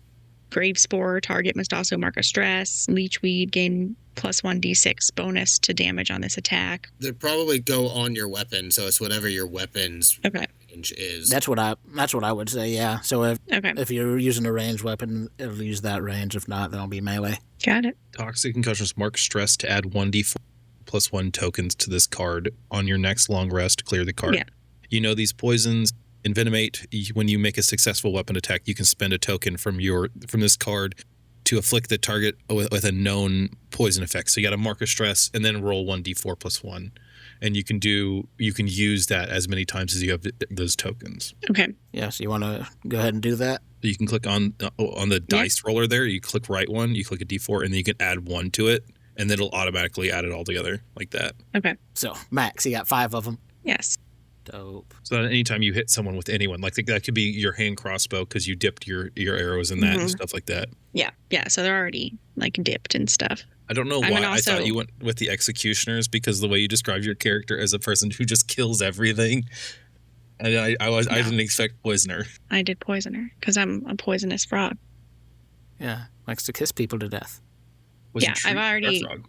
I've already kissed all my my arrows, so I'd like to be able to use the kiss of death experience when I use them. When you use them. I love that. Yeah. I'll allow that. It'll just cost you a hope. Yeah. Yeah, just remember you gotta Alright. spend the hope each time. Each time. And you gotta do it before you decide to use your experience. All right, so let us move through this. As this ritual kicks up, you all see 4 skeletons start raising up from the ground around you guys in this open veil area. Off in the distance, you also see these look like whites, these glowing, like green vine tendrils raising up from the trees around you. They have these floating, like skulls wrapped around in their branches. All right, who would like to start this off? I can. With these 2 skelly boys right underneath Odolana, I'm going to attempt a vicious entangle on one, and if I succeed, I will spend a hope to entangle both of them. All right, go ahead. That's a crit. Hey, all right, good Strong. start. Good shit. Mm-hmm. Alrighty. All right, so that's going to be roll the damage and then double it. Yep. Or no, roll max 1 die and then roll and add your okay. modifier. So that will be 15 damage, and then I'm going to spin the hope to restrain the other guy as well. With something like that, if you crit and have something that you're spending a hope, are you just spending the one that you got from the crit? Generally, I would yeah, I would say you can. generally, except for I was already capped at hope, so I couldn't go up But anymore. yes. So you'd still be capped after the fact, right? Or no, you couldn't go up. So you Didn't go up higher, Yeah, so got it. I just assumed I went down one, and that's fine. It's cool. All right, healed that man's. Yep. So how does this look like as you send out your entangle and completely take out one of these skeletons? Just thorny vines erupt from the ground with the scent of just like underbrush. Like if you've lifted up the log that's been sitting on the ground, that musty smell just erupts from the ground underneath them and just grasps onto their ankles. And the vines continue growing up and just rip this skeleton asunder, sending its bones flying everywhere. The Arcanist is in the center like, yes, that's perfect. That's working. Thank you. And the encounter timer goes down by 1. So we're now at 7. I'm gonna make an attack next if it's our turn still. Yep. It's still in the player's hands. All right. I'm gonna go after this closest skeleton thing to me. It's like This one directly right here. across. Yeah, that one. Gotcha. And gonna use my Kiss of Death and Leech Weed. All right, so you can spend a hope to add your +2 from your experience, and then roll your attack. Does it add the +2? It wouldn't click it for me. I don't know if it does it immediately, like automatically, but When you No. when you click on your plus for your attack, it gives you the options. Like when you do that, there's a plus and minus sign with a 2 there, and Oh, you can okay. just add 2. you can go like boop boop. Okay. Mm-hmm. Nice. Didn't Got know that. Got it. I click now. Okay, there we go. It's 15 15 with hope or fear. with hope. All right, 15 with hope. Nice. So give yourself another hope, and that does succeed. Click the damage next to it, and then add whatever bonus the leech weed gives. I know some are like minus to their difficulty, or you make them like mark a stress and stuff like that. Yeah, it's plus 1d6. Ooh. Nice. So it's a little smite. It's a tiny smite. Is there a way for it to? I don't think it can do that. I'd Under have your to- features, you should be able to, if you have it there, you might be able to click a plus D6 under leech weed. No, I also it's just like listed in a row. It doesn't have any like buttons I can press there. Then you can, But then I'll you can just just roll click a D6 on the side. Yeah. I also just thought about this because Roll20 is kind of weird because we're in a new page, quote unquote. You might have to reopen your character sheet for it to come through. Yeah, you're not seeing it. Yeah. Mm-hmm. So not one to lie, so I just implicit trust. That. There it is. Yeah. And there's 8, so then I'll just also do a 1d6. And crossbows are 2D6? That's insane. Oh, it might have actually already added it because it rolled an extra D. It was supposed to be 2d6. It is a 2d6. Okay. Yeah. Hope. So that's That's so. So it's 8, 9, crazy. 10, 11, 12, 13. Yeah, 13. Because I used the Kiss of Death for the attack. So, Rush, tell me what it looks like as you send this kiss of death straight through the skeleton. Yeah, I think that Rush is going to like blow a kiss while firing.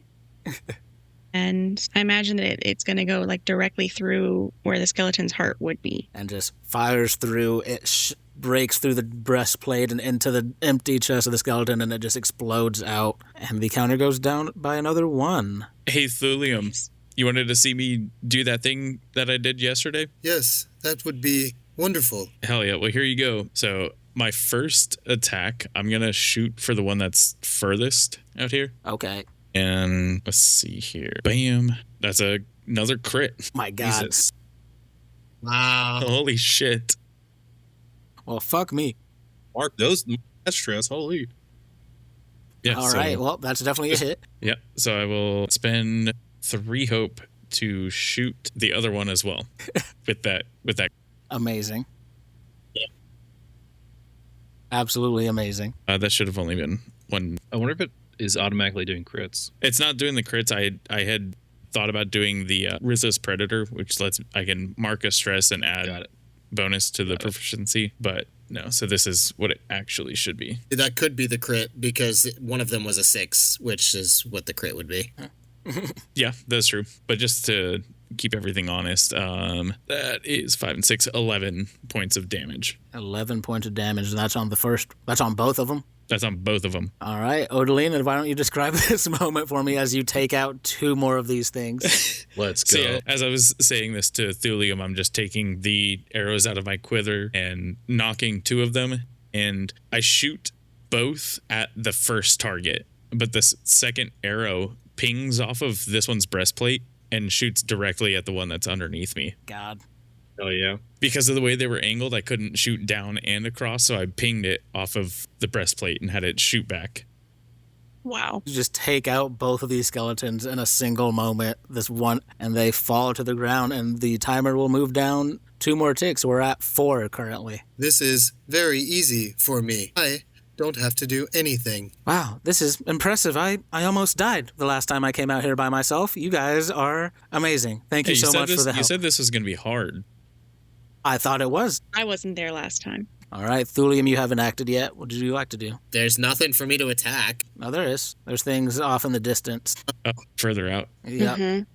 I actually hadn't seen those. Could I change the target to be one of You these? shoot all of them? with that 3 hope thing? I can make it to 2 additional adversaries, so I could have hit You could also hit that guy. this one out here. If you want to add them Yeah, on there's there, that one, and yeah. then there's this one. Yeah, so it would have done 11 damage to it as well. Yeah, I fully had not zoomed out and seen those. So you said 11 damage, right? Yeah. All right. So that's going to be some hit points. So still standing at the arrow ricochets another time and goes at one of these right and sticks itself into its dark, like barky exterior, and it zeroes in looking at you. And since that one didn't die, I will spend a hope that wisp is now the target of my focus. So now until the focus ends or I make a different creature my focus, I know precisely what direction it's in. When I deal damage to them, they mark a stress, and if I fail an attack against them, I can end the focus to re-roll my duality dice. Hell yeah. Okay. Nice. Okay. Remind me what the rules are for moving more than 30 feet. If You you need want to to make move, an agility roll.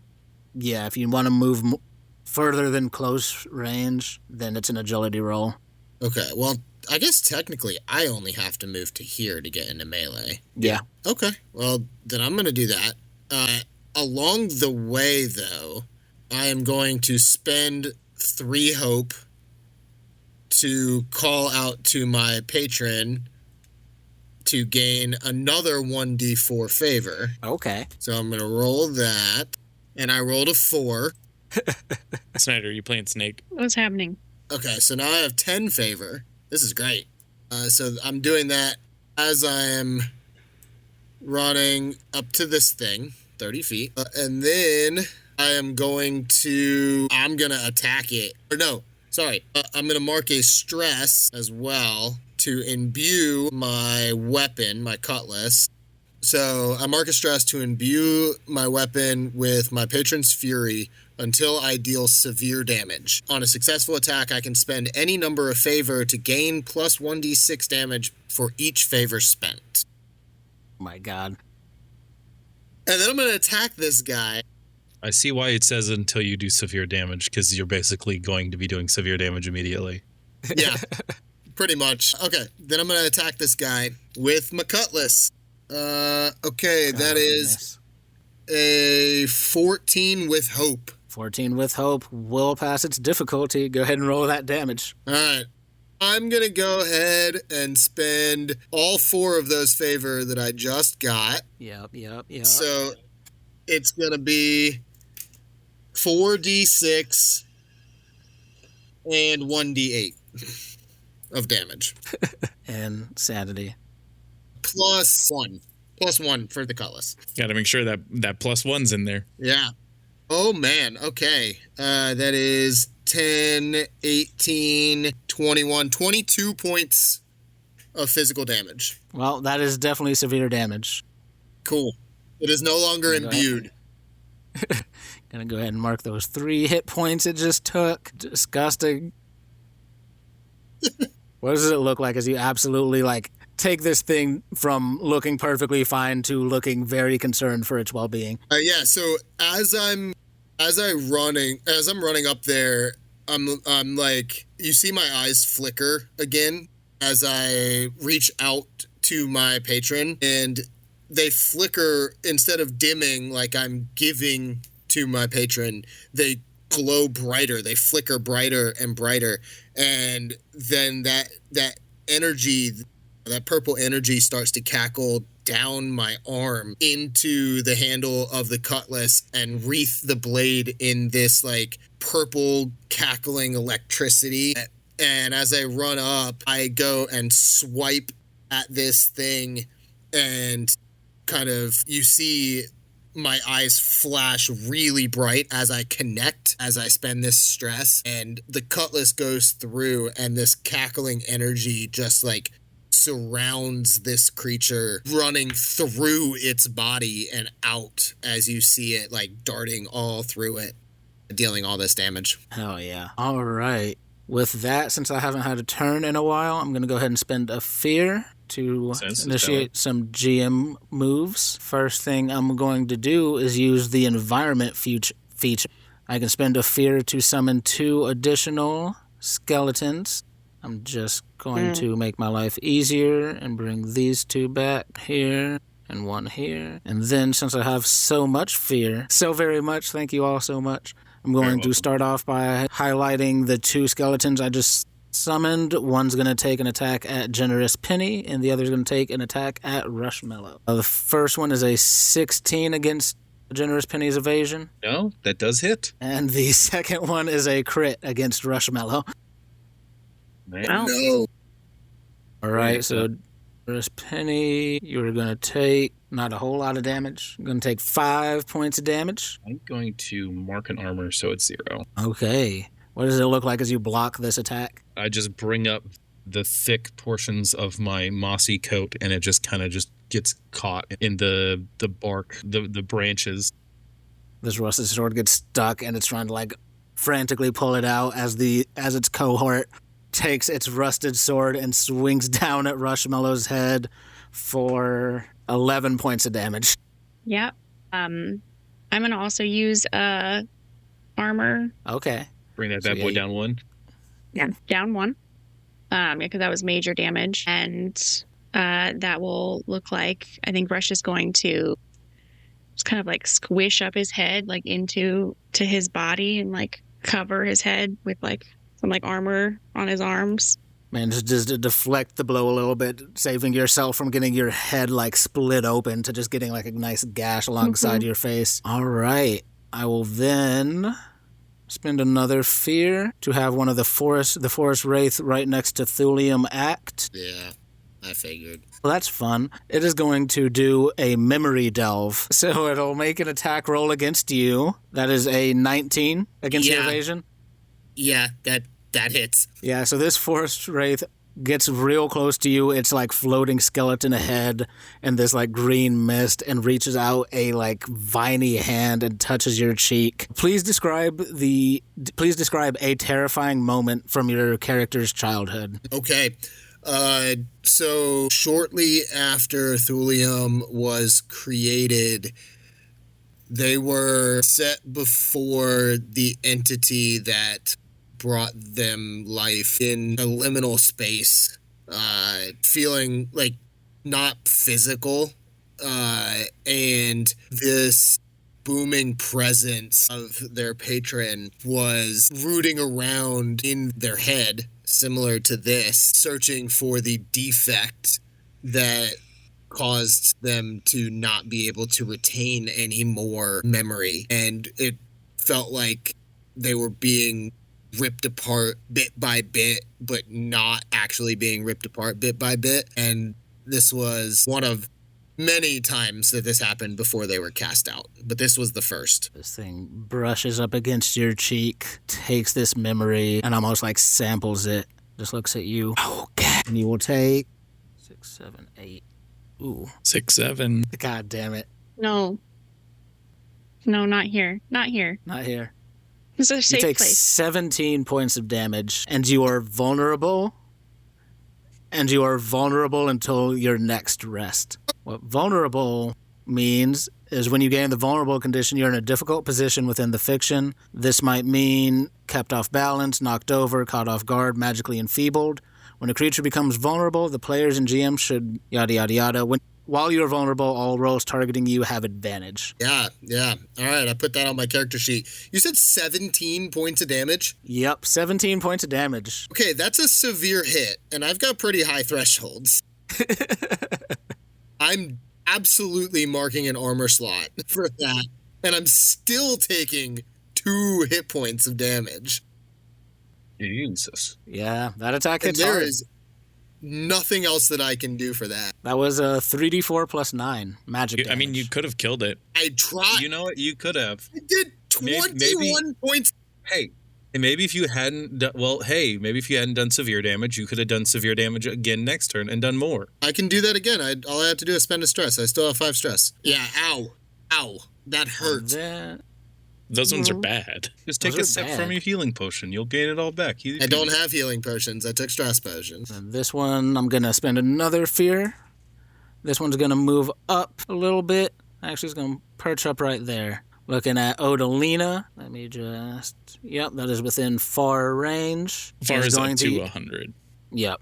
Thank you. And then is going to use its life drain. So this green mist comes out and creeps across the battlefield, circling around Odalina's head and mouth. And I'll roll. There's a natural 1. So Nice. Yeah, that so doesn't that'll work on me. miss. And I will pass it back over to you all. These Rush ones, is going to, I was just going to call out. These ones are bad. yeah. Rush is going to kiss the hilt of his dagger and stab the skeleton guy that's right next to him that just attacked. All right. Go ahead and make that roll. Derek in the chat. A kiss of death. Kiss of death. That's a 19 with fear. Ooh, 19 with fear. That will succeed, though. Go ahead and roll out your damage. It's a 12. Well, what does it look like as Rush absolutely demolishes the skeleton? Yes. So the skeleton's obviously taller than Rush. So Rush is going to grab the skeleton's arm and pull him down on the dagger as he's like stabbing up again into the heart. And it just crumbles as it like's falling on top of you. Rush moves out of the way and just pushes it aside. The Arcanist looks impressed. Ooh. Wow, you all are quite capable. This is going much smoother. Why'd that X go all the way over there? Than it did the last time. I'm almost done. We're almost there. All right, who wants to go Who next? got you? You do. I'm gonna. Yeah, you rolled with fear. Thank you, Jason. Yeah. Damn. Got you, buddy.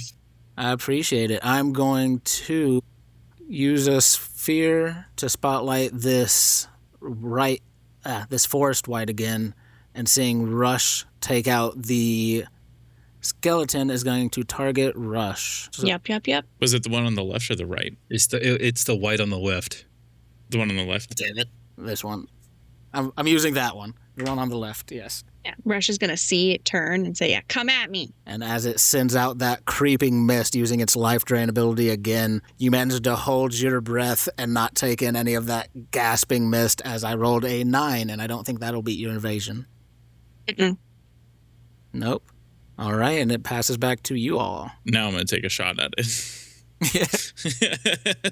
So that is a 17 with hope. That'll definitely do it. Nice. I will mark a stress to add a +1 bonus to my proficiency on the damage for this. Hell yeah. So that's going to be 2 dice. Yep, 2d6 plus 3. Fuck them up. Fuck them up. Oof. Oh, Hey, could have been worse.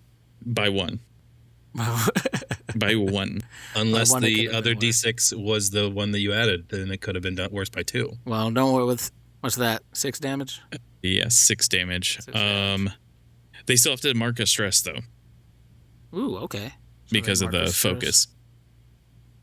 Dope. All right. So yeah, this thing takes the arrow into its trunky like body, turns its attention towards you, and it took some damage. All right, who's up next? I'll take next. I'm going to dodge roll away from this skeleton in front of me and bring up my staff and just unload into him. Send it. That is a 10 with fear. Oh, no. It's a crit. That is a crit, yeah. The colors are like, it's the crit color is really close to the fear color. So this is fun. This is fun. Because my staff is powerful, my successful attack, roll an additional damage die and discard the lowest results. So it's going to be 6 plus the better of 2d6. Nice. So let's see. It's going to be 7 damage. These rolls. Could have been better. Could have been better. could have been better. Could have been better.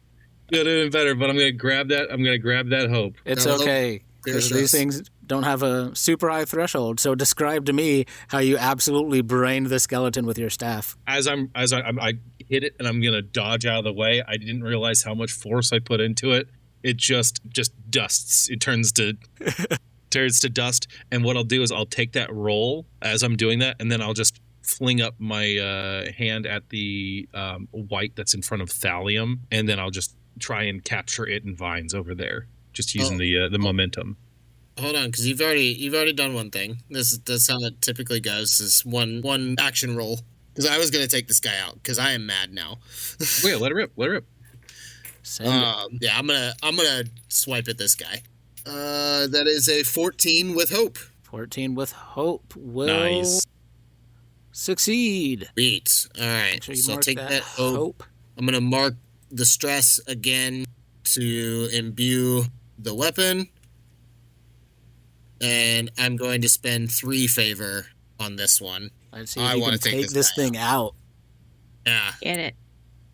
I'll let you know you got to hit severe. Well, I might have.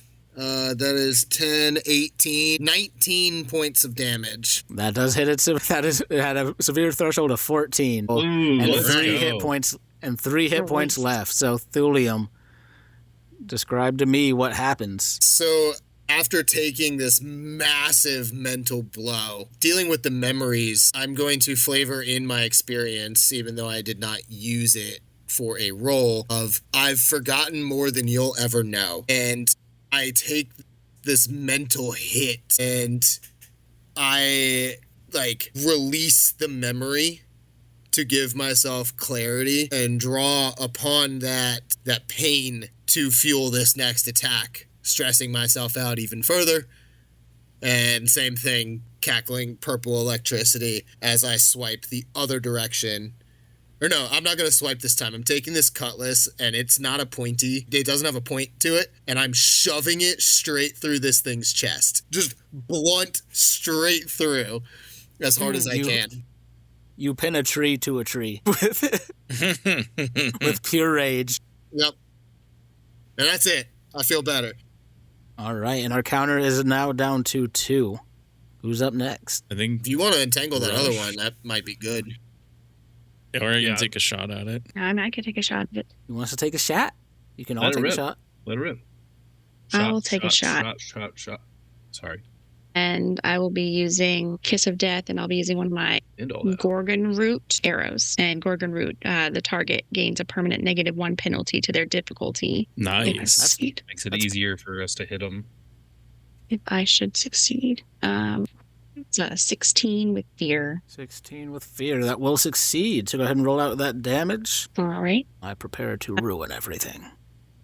3 damage, 3 but they points of also take that -1 penalty to their difficulty. Yep. So they'll take 1 hit point of damage, and their And difficulty I- will decrease by 1. I spent a stress and a hope. Right. And since you rolled with fear, I'm going to make a GM move. I'm going to spend another fear to bring some more zombies back.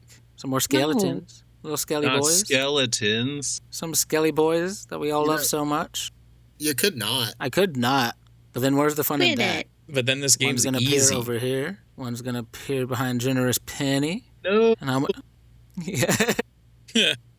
I'm so generous. So generous. Then I'm going to spend 2 fear to highlight both the skeletons, one swinging at Generous Penny, the other swinging at Thulium. Bring it on. The roller, so y'all can see what a high to hit these guys have. That is a 16.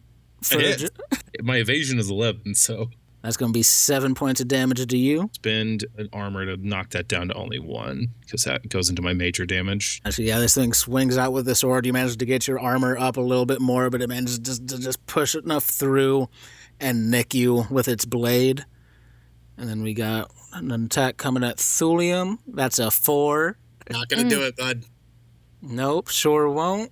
And then I'm going to spend another fear to have my white attack Odalina again. See if it'll go better this time. It's going to use its life drain ability. That is a 16 against your evasion. That hits. Yes, this is the one I wanted to hit with. Rude. Finally got it. It'll be 19 points of damage to you, Brother. Odalina. Excuse me? No. Brother. Excuse me? What? That is severe damage, and I will be marking an armor to drop that down. Holy. I So take yeah, 2 Because she HP. damaged an ally within close range of me, I'm going to spend a stress to hex them. ooh. And now everyone when they do damage or do any ability against them, it's +1. And it has a -1 to its difficulties right now, too. So it is very vulnerable. Oh, wait, wasn't someone vulnerable? Yeah, Cool. that reminded me. Go ahead and roll the extra D. Well, see, for me, it's just it's an advantage as we know it in 5th edition. Okay, that's right. Because I roll D20. Yep. Yeah, go ahead and re-roll that. Let's see. 2. Worse. It could be worse. Cool. It could be worse. All right. By a large number. So And then I will pass it back over to you all. Timer's at 2. Reminder it has to tick down to 0. Yeah, I'm taking a shot at at my focused prey up there. Yeah. Yeah, take that guy out. They're bad. Yep. Shoop. Oof. That's a 25 with hope. Close to a crit. My God. Yeah, that'll do it. Sweet. So I will be spending 3 hope to do hold them off, so I can extend that attack roll to 2 additional adversaries. Let it rip.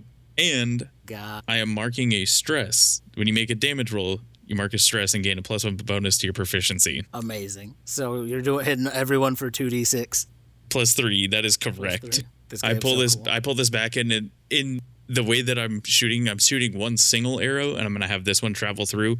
But as I'm pulling the rope back of the bow, I'm also pushing the front end forward to try and shoot it even harder. Amazing. That is going to be 12 damage.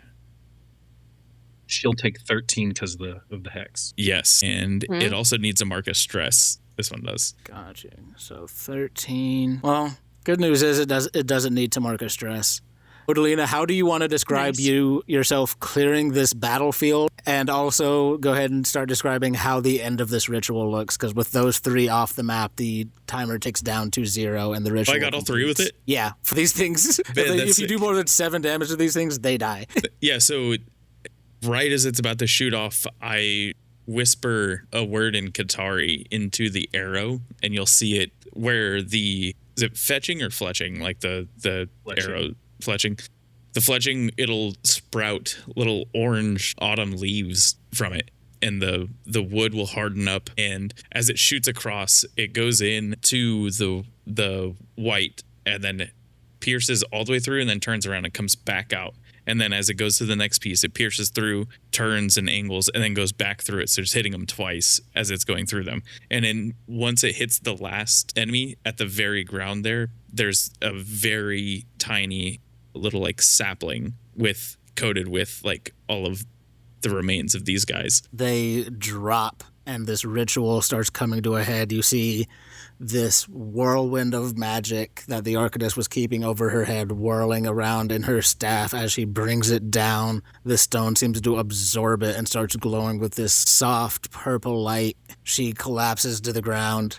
That was significantly easier than doing it by myself. And we'll move from there, and you guys are all back in the Arcanist's hut. Your wounds have been tended to. She looks around at all of you. This experience seems to have like aged her. Like you see like more wrinkles in her skin. She seems exhausted on the trek back. The keystone will need about a week, maybe more, to allow the magic to settle. I'll need to watch it carefully to ensure nothing cracks or becomes sentient, anything like that. You know how it goes. In the meantime, after you rest and gather yourselves, have a nice hot meal and a warm bath.